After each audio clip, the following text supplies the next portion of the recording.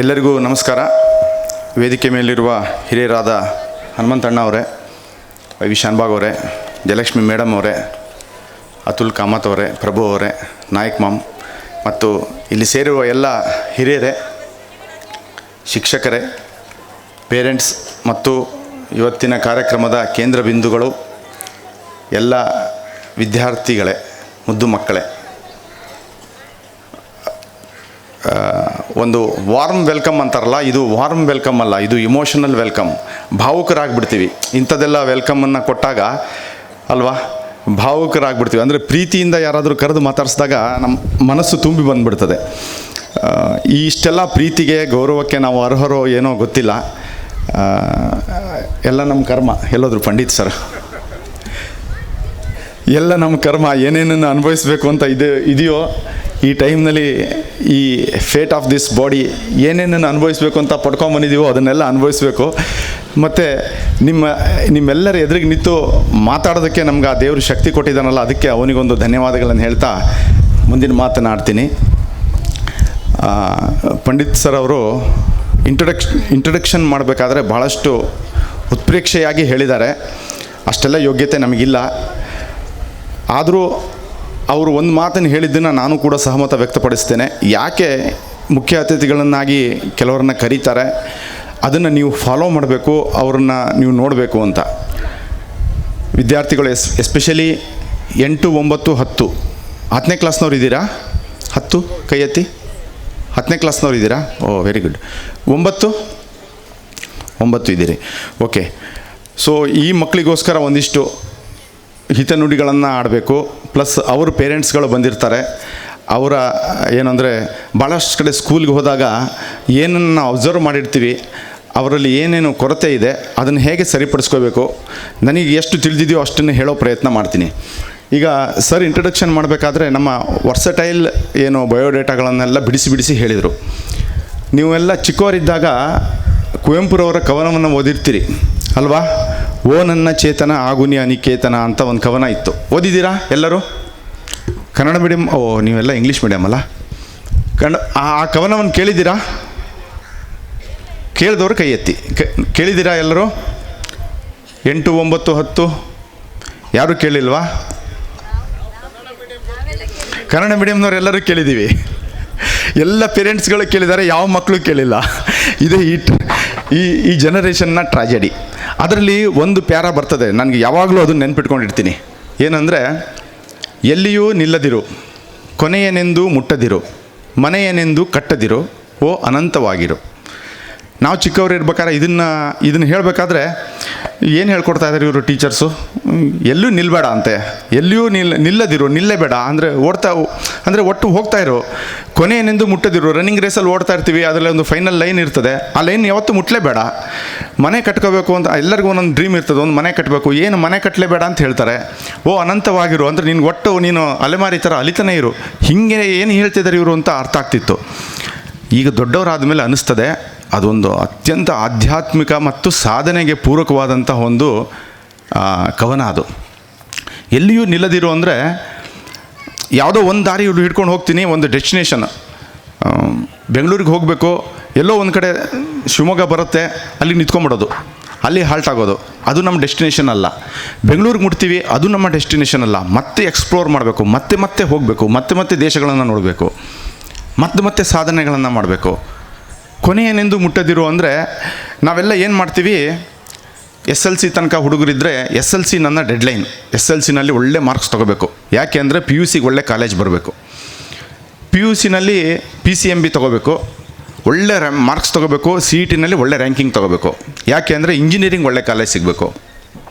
ಇಂಜಿನಿಯರಿಂಗಿಗೆ ಒಳ್ಳೆ ಕಾಲೇಜ್ ಸಿಗಬೇಕು, ಒಳ್ಳೆ ಕಾಲೇಜ್ನಲ್ಲಿ ಅಡ್ಮಿಷನ್ ಆಗಬೇಕು. ಯಾಕೆ ಅಂದರೆ 3rd ಇಯರ್ನಲ್ಲಿ ಅಲ್ಲಿ ಕೌನ್ಸಿಲಿಂಗಿಗೆ ಬರ್ತಾರೆ, ಕ್ಯಾಂಪಸ್ ಇಂಟರ್ವ್ಯೂಗೆ ಬರ್ತಾರೆ, ಒಳ್ಳೆ ಕಂಪ್ನಿ ಸೇರಬೇಕು.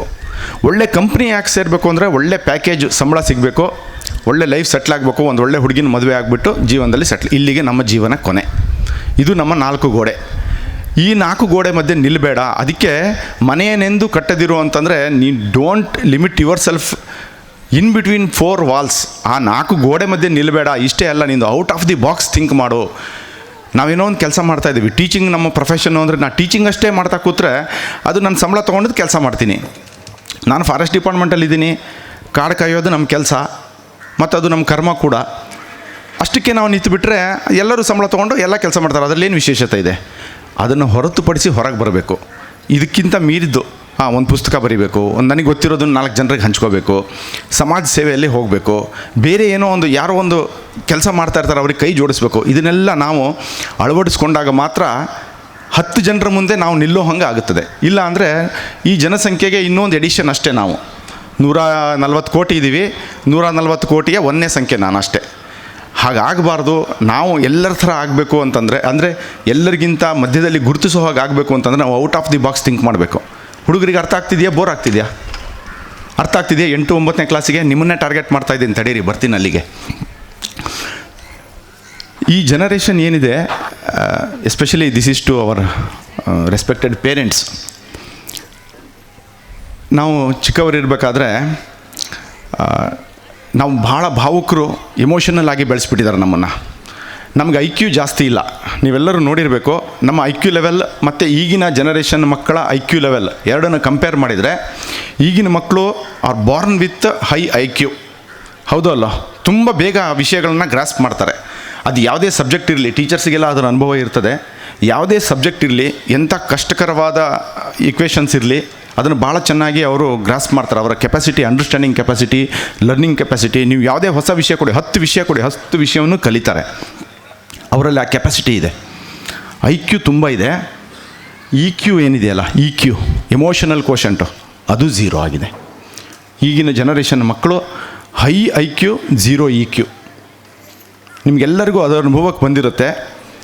ನೀವು ನಿಮ್ಮ ಅಪ್ಪ ಅಮ್ಮನ, ನಿಮ್ಮ ಕುಟುಂಬವನ್ನು, ನಿಮ್ಮ ಸಮಾಜವನ್ನು, ನಿಮ್ಮ ಸುತ್ತಮುತ್ತಲು ಜನರನ್ನು, ನೀವು ಓದಿದ ಶಾಲೆಯನ್ನು, ನೀವು ಕೆಲಸ ಮಾಡ್ತಿರೋ ಸಂಸ್ಥೆಯನ್ನು ಯಾವ ರೀತಿ ಗೌರವಿಸ್ತಾ ಇದ್ದೀರೋ, ಪ್ರೀತಿಸ್ತಾ ಇದ್ದೀರೋ, ನಿಮ್ಮ ಟೀಚರ್ಸಿಗೆ ಯಾವ ಥರ ರೆಸ್ಪೆಕ್ಟ್ ಕೊಡ್ತಾ ಇದ್ದೀರೋ, ಅದನ್ನೆಲ್ಲ ಈಗಿನ ಹುಡುಗರಿಂದ ಎಕ್ಸ್ಪೆಕ್ಟ್ ಮಾಡೋಕ್ಕಾಗಲ್ಲ. ಹೀಗೆ ಹೇಳ್ತೀನಿ ಅಂತ ಮಾತ್ರ ತಪ್ಪು ತಿಳಿಬೇಡಿ. ನಿಮ್ಮ ಮಕ್ಕಳಿಗೆ ನಿಮ್ಮ ಎದುರುಗಡೆನೇ ಕೂರಿಸಿ ಬೈತಾ ಇದ್ದೀನಿ ಅಂಥೇಳಿ ಒಂದು ಸಂದರ್ಭ ಬರ್ತದೆ ಮಹಾಭಾರತದಲ್ಲಿ, ವಿದುರ ನೀತಿಯಲ್ಲಿ ಬರ್ತದೆ ಅದು ಸಂದರ್ಭ. ಧೃತರಾಷ್ಟ್ರನಿಗೆ ಅವನ ಮಕ್ಕಳು ಕೆಟ್ಟವರು ಅಂತ ವಿದುರ ಹೋಗಿ, ವಿದುರ ಮಂತ್ರಿ, ಅವನ ಕೆಲಸನೇ ಸರಿ ತಪ್ಪನ್ನು ಹೇಳೋದು. ಅವನೋಗಿ ಧೃತರಾಷ್ಟ್ರಂಗೆ ಹೇಳ್ತಾನೆ, ನೋಡಪ್ಪ ನಿನ್ನ ಮಕ್ಕಳು ಈ ಥರ ತಪ್ಪು ದಾರಿಯಲ್ಲಿ ಹೋಗ್ತಾ ಇದ್ದಾರೆ, ಸರಿಪಡಿಸು ಅಂತ. ಆಗ ಧೃತರಾಷ್ಟ್ರ ಹೇಳ್ತಾನೆ, ನಾನು ಮಹಾರಾಜ, ನನಗೆ ಬಂದು ನೀನು ನನ್ನ ಮಕ್ಕಳ ಬಗ್ಗೆನೇ ತಪ್ಪು ಮಾತಾಡ್ತಾ ಇದೆಯಲ್ಲ ಅಂತ. ಆವಾಗ ವಿದುರ ನೀತಿಯಲ್ಲಿ ಈ ಶ್ಲೋಕ ಬರುತ್ತೆ, ಸುಲಭ ಪುರುಷಾರಾಜನ್ ಸತತಂ ಪ್ರಿಯವಾದಿನಃ ಅಪ್ರಿಯಸ್ಯ ಚ ಪಥ್ಯಚ ಅಪ್ರಿಯಸ್ಯ ಚ ಪಥ್ಯಶ್ಚ ವಕ್ತಾ ಶೋಚಾಚ ದುರ್ಲಭ ಅಂತ. ರಾಜ, ನಿನಗೆ ಒಳ್ಳೆ ನಿನ್ನ ಮಕ್ಕಳು ಇಂದ್ರರು, ನಿನ್ನ ಮಕ್ಕಳು ಚಂದ್ರರು ಅಂತ ಹೊಗಳೋವಂಥವ್ರು ನಿನಗೆ ಊರಿನಲ್ಲೆಲ್ಲ ಸಿಗ್ತಾ ಇರ್ತಾರಪ್ಪ. ಆದರೆ ಅಪ್ರಿಯವಾದರೂ ಅದು ಪಥ್ಯ, ಹಾಗಲಕಾಯಿ ಜ್ಯೂಸು, ಬಾಯಿಗೆ ಕಹಿ, ಆದರೆ ಅದನ್ನು ತೊಗೊಂಡ್ರೆ ಆರೋಗ್ಯಕ್ಕೆ ಒಳ್ಳೆಯದು. ಈ ಥರ ಕಹಿಯಾಗಿ ಮಾತಾಡಿ ನಿನ್ನ ಮಕ್ಕಳಿಗೆ ಒಳ್ಳೆಯದನ್ನು ಬಯಸುವಂಥವ್ರು ವಕ್ತಾ ಶ್ರೋತಾಚ ದುರ್ಲಭ, ಅದನ್ನು ಹೇಳುವವರು ವಿರಳ ಮತ್ತು ಅದನ್ನು ಕೇಳುವಂಥ ಮನಸ್ಥಿತಿ ಇರುವವರು ವಿರಳ ಅಂತ. ಸೊ ನಾವು ಆ ವಿರಳವಾಗಿರುವವರಲ್ಲಿ ಒಬ್ಬರು. ಏನು ಸತ್ಯ ಇದೆ, ಏನು ವಾಸ್ತವ ಇದೆ, ಅದನ್ನು ಹೇಳಬೇಕು. ನೀವೆಲ್ಲರೂ ಫಸ್ಟ್ ರ್ಯಾಂಕ್ ರಾಜು ಅನ್ನೋ ಫಿಲ್ಮನ್ನು ನೋಡಿದ್ದೀರಾ? ಫಸ್ಟ್ ರ್ಯಾಂಕ್ ರಾಜು ಅಂತ ಒಂದು ಫಿಲ್ಮ್ ಬಂದಿತ್ತು, ಕಾಮಿಡಿ ಫಿಲ್ಮು. ದಯವಿಟ್ಟು ಎಷ್ಟು ಜನ ನೋಡಿದ್ದೀರಾ? ಸುಮ್ಮನೆ ಕೈ ಎತ್ತಿ, ಜಸ್ಟ್ ಫಾರ್ ಮೈ ಇನ್ಫಾರ್ಮೇಷನ್. ಈ ಜನರೇಷನ್ ಮಕ್ಕಳೆಲ್ಲ ಫಸ್ಟ್ ರ್ಯಾಂಕ್ ರಾಜುಗಳು. ಹೌದೋ ಅಲ್ಲೋ ಯೋಚನೆ ಮಾಡಿ ನೋಡಿ. ವಿದ್ಯೆ 100%, ಬುದ್ಧಿ ಶೂನ್ಯ, ಬುದ್ಧಿ 0%. ಅವರಿಗೆ ಒಂದು ಕಾಮನ್ ಸೆನ್ಸ್ ಇಲ್ಲ. ಆ ಫಿಲ್ಮ್ನಲ್ಲಿ ಒಂದು ತಮಾಷೆಯಾಗಿ ತೋರಿಸ್ತಾರೆ, ತರಕಾರಿ ತೊಗೊಂಡು ಅಂತ ಕಳಿಸಿದ್ರೆ ಆ ಹುಡುಗ ಫಸ್ಟ್ ಟೊಮೆಟೊ ಹಾಕ್ಕೊಂಡು ಅದ್ರ ಮೇಲೆ ತೆಂಗಿನಕಾಯಿ ಹಾಕ್ಕೊಂಡು ಮನೆಗೆ ಬರ್ತಾನೆ. ಅಲ್ಲಿ ತರಕಾರಿ ಮಾರೋರು ಕೇಳ್ತಾರೆ, ನೀನು ಫಸ್ಟ್ ರ್ಯಾಂಕ್ ಏನಪ್ಪ ಅಂತ. ಇವನು ನಿಮ್ಗೆ ಹೆಂಗೆ ಗೊತ್ತಾಯಿತು ಅಂತಾನೆ. ಗೊತ್ತಾಯ್ತು ಬಿಡು, ನೀನು ತೆಂಗಿನಕಾಯಿ ಆಮೇಲೆ ತೊಗೊಂಡ್ಲೇ ಗೊತ್ತಾಯಿತು ಅಂತ ಹೇಳ್ತಾರೆ. ಈಗಿನ ಮಕ್ಳಿಗೆ ಕರ್ಕೊಂಡೋಗಿ ನಿಮ್ಮ ಮನೆ ಈ ಹೋಲ್ಡ್ರ್ ಇರ್ತದಲ್ಲ, ಅಲ್ಲಿ ಒಂದು ಬಲ್ಪ್ ಹಾಕು ಅಂತ ಹೇಳಿ. ಅವ್ರು SLCಲಿ 99% ತೊಗೊಂಡಿರಲಿ, ಅವ್ರಿಗೊಂದು ಬಲ್ಪ್ ಹಾಕೋದು ಬರಲ್ಲ. ಕಾಮನ್ ಸೆನ್ಸ್ ಅನ್ನೋದೇ ಇಲ್ಲ ಅವರಿಗೆ, ಸಂವೇದನೆ ಅನ್ನೋದೇ ಇಲ್ಲ, ಜನರಲ್ ನಾಲೆಡ್ಜ್ ಅನ್ನೋದೇ ಇಲ್ಲ. ಪುಸ್ತಕದಲ್ಲಿ ಏನು 6 ಸಬ್ಜೆಕ್ಟ್ ಇದೆ, 6 ಸಬ್ಜೆಕ್ಟನ್ನು ಓದಬೇಕು, ಮಾರ್ಕ್ಸ್ ಅವ್ರನ್ನ ಮಾರ್ಕ್ಸ್ ತೊಗೊಳ್ಳೋ ಮಿಷಿನ್ ಮಾಡಿದ್ದೀವಿ. ಮಾರ್ಕ್ಸ್ ತೊಗೊಳ್ಳೋ ಮಿಷಿನ್ ಆದಮೇಲೆ ಅವ್ರನ್ನ ದುಡ್ಡು ಮಾಡೋ ಮಿಷಿನ್ ಮಾಡ್ತೀವಿ. ಫಸ್ಟು ಮಾರ್ಕ್ಸ್ ತೊಗೊಳ್ಳೋ ಮಿಷಿನು, ಯಾಕಂದರೆ ಕೆಲಸ ಸಿಗಬೇಕಲ್ಲ. ಕೆಲಸ ಸಿಕ್ಕಿದ ಮೇಲೆ ದುಡ್ಡು ಮಾಡೋ ಮಿಷಿನು. ಇದು ಎರಡೇ. ಅದನ್ನು ಹೊರಗೆ ಬಿಟ್ಟು ಇವನಿಂದ ಈ ಸಮಾಜಕ್ಕೆ ಏನಾಗಬೇಕು, ಇವನ ಸಮಾಜದಿಂದ ಏನು ಸಿಗ್ತಾ ಇದೆ, ನಾವೆಲ್ಲರೂ ಅರ್ಥ ಮಾಡ್ಕೊಳ್ಬೇಕು ಒಂದು ವಿಚಾರವನ್ನು. ನಿಮಗೆ ನಾನು ಉದಾಹರಣೆ ಕೊಡ್ತಾ ಹೋದರೆ ಗೊತ್ತಾಗ್ತಾ ಹೋಗುತ್ತೆ. ಬೆಂಗಳೂರಿನ ಜನ ನೀವೆಲ್ಲ ನೋಡಿರ್ತೀರಿ, ನೀವು ನಿಮ್ಮೂರಿನ ಜನರನ್ನ ಬೆಂಗಳೂರಿನವ್ರನ್ನ ಸ್ವಲ್ಪ ಕಂಪೇರ್ ಮಾಡಿ ನೋಡಿ. ನಮ್ಮೂರಲ್ಲಿ ಹಳ್ಳಿ ಕುಮಟಾ ಆಗಿರ್ಬೋದು, ನನ್ನೂರು ಸಾಗರ ಆಗಿರ್ಬೋದು, ಸುತ್ತಮುತ್ತ ನಮ್ಮ ಕೇರಿಲಿ ಯಾರೋ ಒಬ್ಬ ಸತ್ತೋದ್ರೆ, ಯಾರ್ದಾರು ಒಬ್ಬರು ದೇಹಾಂತ್ಯ ಆದರೆ ಅಕ್ಕಪಕ್ಕದ ಜನ ಹೋಗಿ ಅವ್ರ ಮನೆಗೆ ಫಸ್ಟು ಹೋಗಿ ಮುಟ್ಟಿ ಅವ್ರ ದೇಹವನ್ನು ಮಲಗಿಸೋದಾಗಿರ್ಬೋದು, ಅದಕ್ಕೆ ಒಂದು ಸಂಸ್ಕಾರ ಮಾಡೋದಾಗಿರ್ಬೋದು. ಆ ಮನೆಯಲ್ಲಿ ಪಾಪ ದೂರದಿಂದ ಯಾರ್ಯಾರೋ ಬರಬೇಕು ಅಂತ ಕಾಯ್ತಾ ಇರ್ತಾರೆ, ಅವ್ರಿಗೆ ಅಡುಗೆ ಮಾಡ್ಕೊಳಕ್ಕಾಗಲ್ಲ ಅಂತ ಅವ್ರಿಗೆ ಟಿಫನ್ ಕೊಡೋದಿರ್ಬೋದು, ಅವರಿಗೆ ಆ ಸಂಸ್ಕಾರ ಮಾಡ್ಕೊಂಡು ಬಂದ ಮೇಲೂ ಅವ್ರಿಗೆ ಸಪೋರ್ಟ್ ಮಾಡೋದಿರ್ಬೋದು. ಇದನ್ನೆಲ್ಲ ಅಕ್ಕಪಕ್ಕದವರು ಅವನು ಎಂಥ ದೊಡ್ಡ ಕೆಲಸದಲ್ಲಿರಲಿ ರಜಾ ಹಾಕೊಂಡು ಹೋಗಿ ಮಾಡ್ಕೊಂಬರ್ತಾನೆ. ದಾರಿ ಮೇಲೆ ಹೋಗ್ತಾ ಇರ್ತೀವಿ, ಯಾರೋ ಒಬ್ಬನಿಗೆ ಆಕ್ಸಿಡೆಂಟ್ ಆಗಿರುತ್ತೆ ರಸ್ತೆ ಮೇಲೆ. ನಮ್ಮ ಜನ ಆಕ್ಸಿಡೆಂಟ್ ಆಗಿದ ಕೂಡಲೇ ಫಸ್ಟ್ ಗಾಡಿ ಒಂದು ಸೈಡಿಗೆ ಹಾಕಿಬಿಟ್ಟು ಫಸ್ಟ್ ಅವನಿಗೆ ಹೋಗಿ ಆಸ್ಪತ್ರೆಗೆ ಕರ್ಕೊಂಡು ಹೋಗಿ ಅವನಿಗೆ ರಕ್ತ ಬೇಕಾದ್ರೆ ರಕ್ತ ಕೊಟ್ಟು, ದುಡ್ಡಿಲ್ಲ ಅಂದರೆ ಅವ್ನ ಕೈಯಲ್ಲಿ ದುಡ್ಡು ಕೊಟ್ಬಿಟ್ಟು ಅವರ ಏನು ಸಪೋರ್ಟರ್ಸ್ಗೆ ಅವನಿಗೆ ಎಲ್ಲ ಟ್ರೀಟ್ಮೆಂಟ್ ಕೊಡಿಸಿ ಕರ್ಕೊಂಬರ್ತೀವಿ. ಯಾಕೆ ಅಂದರೆ ನಮಗೊಂದು ಇಮೋಷನಲ್ ಅಟ್ಯಾಚ್ಮೆಂಟ್ ಇದೆ. ಬೆಂಗಳೂರಿನವ್ರನ್ನ ನೋಡಿ ನೀವು, ಅಪಾರ್ಟ್ಮೆಂಟಲ್ಲಿ ಬದುಕ್ತಾ ಇರ್ತಾರೆ. ಅಪಾರ್ಟ್ಮೆಂಟು 10 ಮನೆ ಒಟ್ಟೊಟ್ಟಿಗಿರುತ್ತೆ, ಪಕ್ಕದ ಮನೇಲಿ ಯಾವನೊಬ್ಬ ಸತ್ತಿರ್ತಾನೆ, ಇವನಿಗೇನು ಸಂಬಂಧ ಇರಲ್ಲ, ಏನೇನೂ ಸಂಬಂಧ ಇಲ್ಲ, ಇವನಿಗೆ ಒಂದು ಸ್ವಲ್ಪನೂ ಸ್ಪಂದನೆ, ಅದು ಬೇಜಾರಂತ ಅನಿಸೋದೇ ಇಲ್ಲ. ಅವನ ಪಾಡಿಗೆ ಆ ತಾಯಿ ಅವನ ಪಾಡಿಗೆ ಆ ಮಕ್ಕಳಿಗೆ ಟಿಫಿನ್ ಕೊಟ್ಟು ಡ್ರೆಸ್ ಮಾಡಿ ಚೆಂದ ಮಾಡಿ ಶಾಲೆಗೆ ಬಿಟ್ಟು ಬರ್ತಾಳೆ. ಇವನು ಗಂಡ ಅವನ ಪಾಡಿಗೆ ಅವ್ನ ಟೈಮ್ ಆಗ್ತಿದ್ದಂಗೆ ಟೈಗಿ ಹಾಕ್ಕೊಂಡು ಕ್ಲೀನಾಗಿ ಸೂಟ್ ಬೂಟ್ ಹಾಕ್ಕೊಂಡು ಆಫೀಸಿಗೆ ಹೋಗ್ತಾನೆ. ಪಕ್ಕದ ಮನೆಗೆ ಹೋದರೆ ಒಂದು ಸ್ವಲ್ಪ ಹೊತ್ತು ಕೂತು ಹತ್ತಿರ ಮತ್ತೆ ಸ್ನಾನ ಮಾಡಬೇಕು ಅನ್ನೋ ತಲೆನೋವು. ಅವರು ಸ್ಪಂದಿಸೋದೇ ಇಲ್ಲ. ಇವ್ರು ಯಾಕೆ ಹೀಗೆ ಅಂತ ಹೇಳಿ ಅಂದರೆ ಅವರೆಲ್ಲ ಮತ್ತೇನೋ ಬೇರೆ ಗ್ರಹದಿಂದ ಬಂದವರಲ್ಲ, ಅಥವಾ ಬೇರೆ ಕಡೆಯಿಂದ ಎಲ್ಲೋ ಬಂದು ಸೆಟ್ಲಾದವರಲ್ಲ, ನಮ್ಮ ಮಧ್ಯೆ ಇದ್ದವರೇ, ನಮ್ಮ ಊರಿನಲ್ಲೇ ಇದ್ದು ನಮ್ಮ ಥರನೇ ಇದ್ದವರು ಸಡನ್ನಾಗಿ ಬೆಂಗಳೂರಿಗೆ ಹೋದ್ಕೊಳ್ಳಿ ಚೇಂಜ್ ಆಗಿಬಿಡ್ತಾರೆ.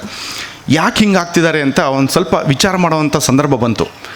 ಸ್ಟಡಿ ಮಾಡಬೇಕಲ್ಲ, ಅವ್ರಿಗೆ ಸಡನ್ನಾಗಿ ಹಿಂಗೆ ಬದಲಾವಣೆ ಬಂದುಬಿಡ್ತಾ, ಅವರೆಲ್ಲ ಏನು ಬದಲಾಗ್ಬಿಟ್ರೆ ಕೆಟ್ಟವ್ರಾಗ್ಬಿಟ್ರೆ ಒಂದೇ ಸಲಕ್ಕೆ ಅಂತ ಸೈಕಾಲಜಿನ ಓದೋವಂಥ ಸಂದರ್ಭ ಬಂತು. ಅದು ಅವರು ಯಾಕೆ ಹೀಗೆ ಮಾಡ್ತಾರೆ ಅಂತ ಅಭ್ಯಾಸ ಮಾಡಿದಾಗ ಸೈಕಾಲಜಿಲಿ ನಮ್ಮ ಎಕಾಲಜಿಯಲ್ಲಿ ಒಂದು ಚಾಪ್ಟರ್ ಬರುತ್ತೆ, ಇಫೆಕ್ಟ್ ಆಫ್ ಕ್ರೌಡಿಂಗ್ ಅಂತ.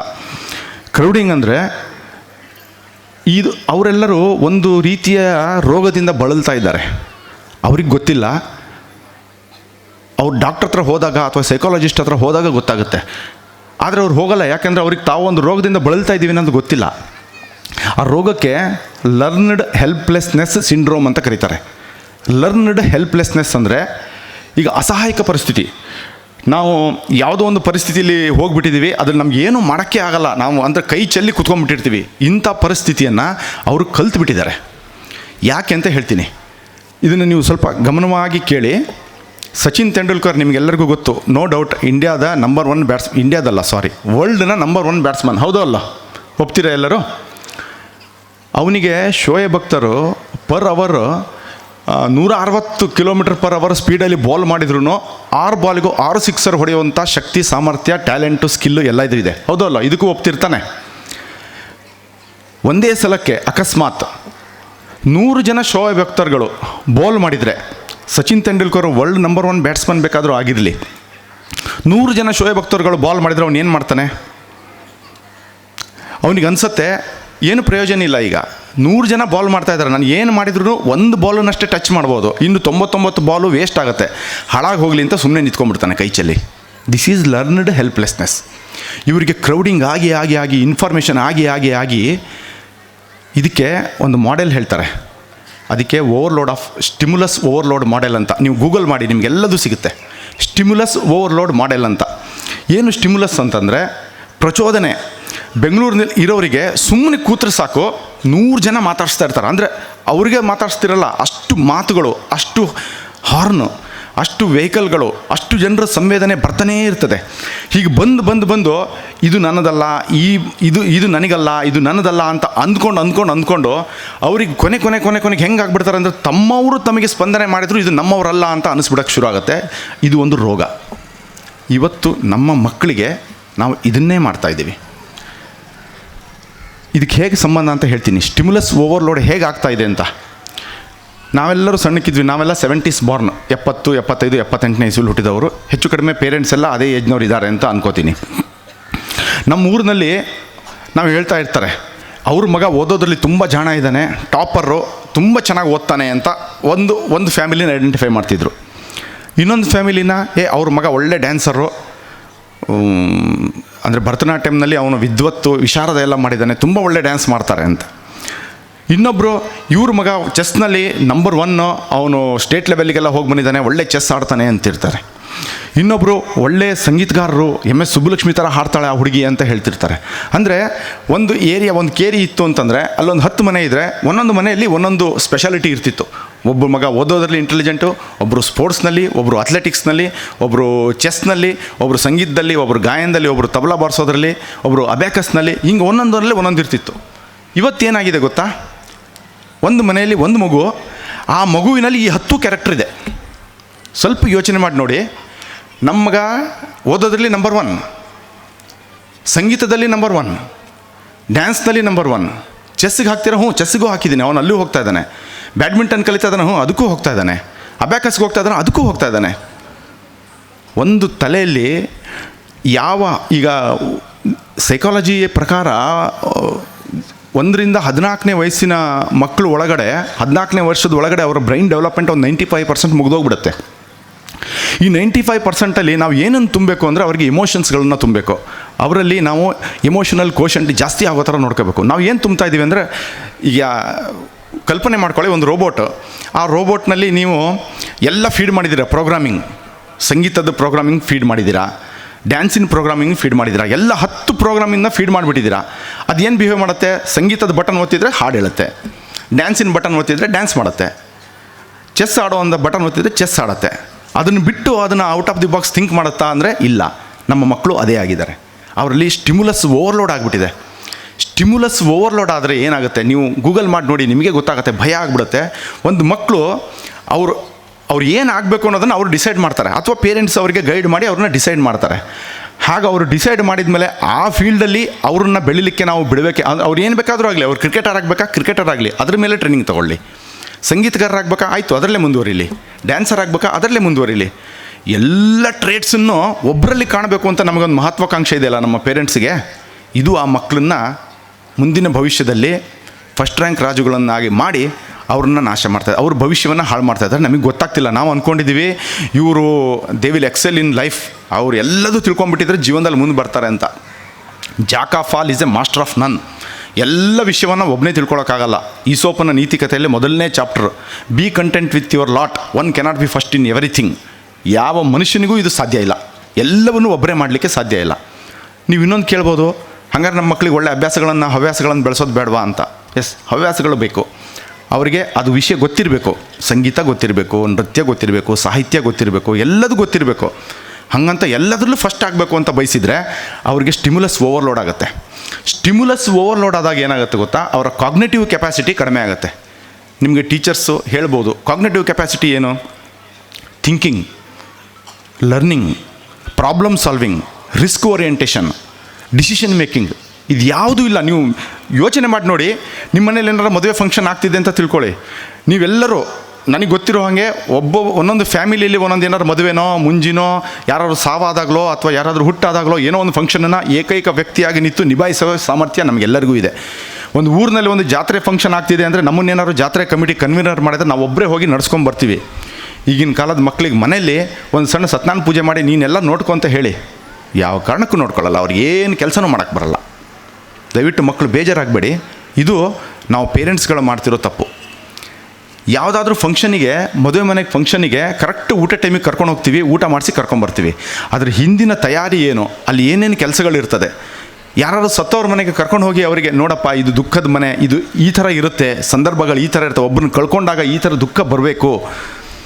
ನಮ್ಮ ಅಜ್ಜಿ ಒಂದು 4 ವರ್ಷದ ಕೆಳಗೆ ನಮ್ಮ ಅಜ್ಜಿ ಸತ್ತಾಗ ಸಹಜವಾಗಿ ನಾನು ಅಳ್ತಾ ಇದ್ದೆ.